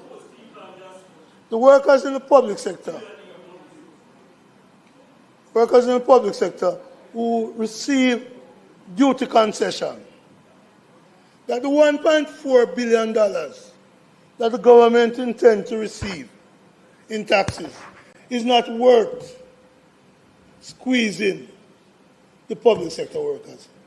I'm calling on the government to reinstate the position prior to this budget.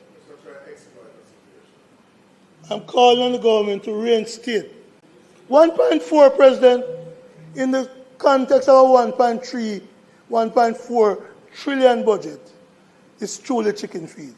That's what they found last year to buy the old school bus.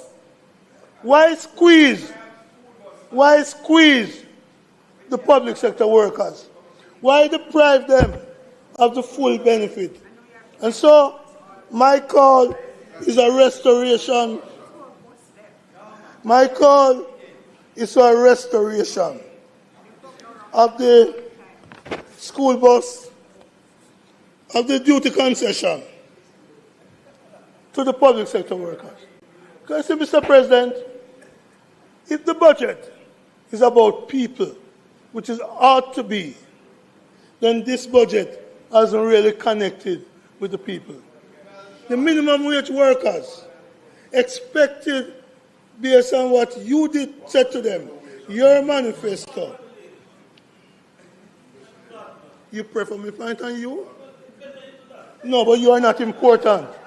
You are not important. She is. And she understands that my pointing at her is not meant to be hostile. You understand that, Minister? Minister? Minister? Minister? Minister? That one, the minimum wage, Minister, for every increase, the government takes education tax. But your manifesto, I promise that this year, the minimum wage will go to 18,500 per week. And we're going to blame Melissa now for this paltry $25 an hour increase. What can $25 buy? What it can buy? So I am again asking the cabinet to honor your election promise. You start out, Minister, and said, oh, there was the 3rd of September. Yes, there were. There was the 3rd of September. But you know what happened on the 3rd of September? Your side lost 14 seats. And my side gained 14 seats. And so my side. So we also revel in the outcome of the elections. We know that is not a... That's fine, you lost it for 4 terms. So as far as we are concerned, this budget let down the minimum wage workers, broken promise. It let down the public sector workers, broken promise. It is not a budget for the people of the country. It's a budget for you to praise the announcement and re-announcement and re-announcement. The people of Jamaica deserves better. For the first time, we have now gotten over the charade of no new taxes. You have had to tax the Jamaican people at the worst time in our history. That, in my view, represents a government that is wicked and uncaring. May it please you, Mr. President. Boy, I don't think I have to say nothing more.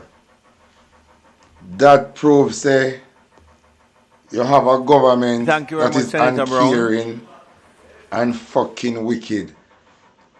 But they here did not plan for continue with the live, but I tell my viewers and subscribers, I drop asleep. I tell you, I do one hard and rough week I do this week. And I tell you, I'm tired more than me. So I'm going to close it off for now because I'm not going to go back to work until Wednesday. You may have a long weekend off. And yeah, I'm not going to go back until Wednesday. So whatever I do, I'm going to hear for tonight. I'll continue with it another day.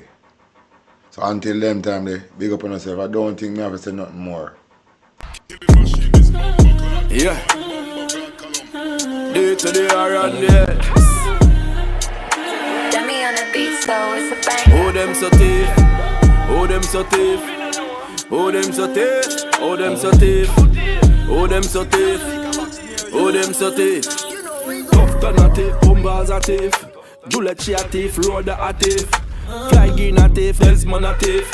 Babsy a thief, Harishang a thief. Whole ministry not the party a thief. 1 PM make us a blood clot thief.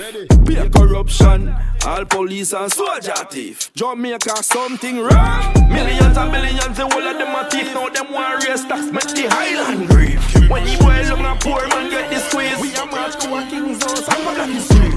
80 million per market me. Then I saw home girl, look up pussy sweet. No bed no in at the hospital. Panic concrete, me see the patient. Them asleep. Them a chop right, them a chop left. 1.4 beef for the bus. Shit bag, Daryl, remember you try.